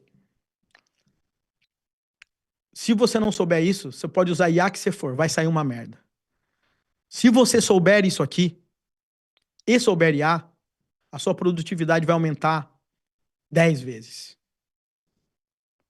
Porque você não vai gastar tempo específico em código, porque código é commodity. Código agora tem menos valor. Porque deu ruim, faça um prompt bom, melhor. E, galera, pensa que daqui 1 ano, como é que vai estar o modelo? Daqui 2 anos? Daqui 3 anos? Daqui 5 anos? A gente estava falando em janela de contexto, cara. Imagina, cara, o Gemini hoje tem janela de contexto de 1 milhão e já está disponível para você usar no cursor. 1 milhão de tokens para você já usar no cursor. Você já pode usar isso hoje. Entendeu? Então, é questão de tempo para cada dia ficar melhor. O melhor dos mundos é você entender bem do que você precisa saber, você ser um bom arquiteto. Eu acho que as habilidades hoje em dia de engenharia de software, de verdade, que inclui arquitetura de software, arquitetura de solução, entregas, as documentações, todas essas capacidades, realmente ser um engenheiro de software é o que vai fazer a diferença de você, junto com a IA, conseguir se destacar onde você está. Entendeu? Então, galera, profissão sendo redefinida, tem muita coisa ainda para a gente ver. E, obviamente, né, se você não quer ficar para trás, também pegar muita coisa que a gente aos poucos está adicionando no MBA nosso, tá? A gente está adicionando coisas de IA também no MBA. Semana passada teve aula só sobre MCP, por exemplo. Então, a gente está adicionando aos poucos conteúdos de IA que vão te ajudar pra caramba. Tem muita coisa já em gravação que que eu vou disponibilizar. Vale muito a pena, galera. Aqui você vai encontrar, vamos dizer ali, o melhor dos mundos, tá? Então, dê uma chance para você. Novamente, tire foto aqui desse QR Code ou clique no link, eu vou pedir para o link para a descrição novamente. Preencha esse form, senta com a gente. Vamos fazer um bem bolado para você entrar nessa turma com desconto. E, caras, tem muita coisa para você aprender. Eu acredito que a gente consegue te ajudar bastante, tá? Se vocês acham que nesses 2 dias vocês estão aprendendo bastante, imagina estar com a gente 18 meses. Faz sentido, né? Imagina por 18 meses a gente ter sessões no Zoom. 18 meses você ter acesso a módulos. 18 meses você tá ali com a gente e a gente sempre está tentando manter conteúdo atualizado, trazendo pessoas diferentes e trazendo talks, fazendo sessões de mentoria. Então, galera, acredite que é um ótimo investimento para você. Clique no link, bate um papo aí com a gente. Pensou? Então, se em 2 dias tá sendo legal, bote isso numa timeline de 18 meses. Tá? É essa a provocação que eu quero fazer aí para vocês. Beleza? Pessoal, é isso para hoje, tá? Espero que vocês tenham gostado do nosso bate-papo. Novamente, é teórico, mas novamente, é a teoria que se você não souber, o 0, o 1 e o 2, na hora de você configurar no Kafka, você pode gerar uma tragédia na empresa que você está trabalhando. E eu acho que são essas coisas que diferenciam um desenvolvedor que realmente é capaz de trabalhar em grandes empresas de um desenvolvedor que saiba as coisas de forma superficial. Hoje vocês tiveram e viram uma série de possibilidades que a gente tem de trabalhar com diversos tipos de comunicação, protocolos e pegadinhas que a gente acaba tendo no dia a dia que acabam afetando muito a parte de resiliência entre sistemas. Maravilha, galera? Um outro ponto para vocês saberem, tá? E eu sempre vou tentar trazer isso com uma justiça para os nossos alunos, tá? As gravações dessas sessões que a gente está fazendo, elas não vão ficar disponíveis para vocês para sempre. Elas vão ficar disponíveis somente para quem é aluno, tá? Isso é uma forma, inclusive, de a gente fazer com que você venha e participe online. Acho que é justo para quem é aluno ter acesso. E para quem não é aluno, não está pagando nada, mas ao mesmo tempo está aqui participando com a gente. Então, espero que vocês entendam. A gente não vai disponibilizar essas gravações para sempre aí para vocês.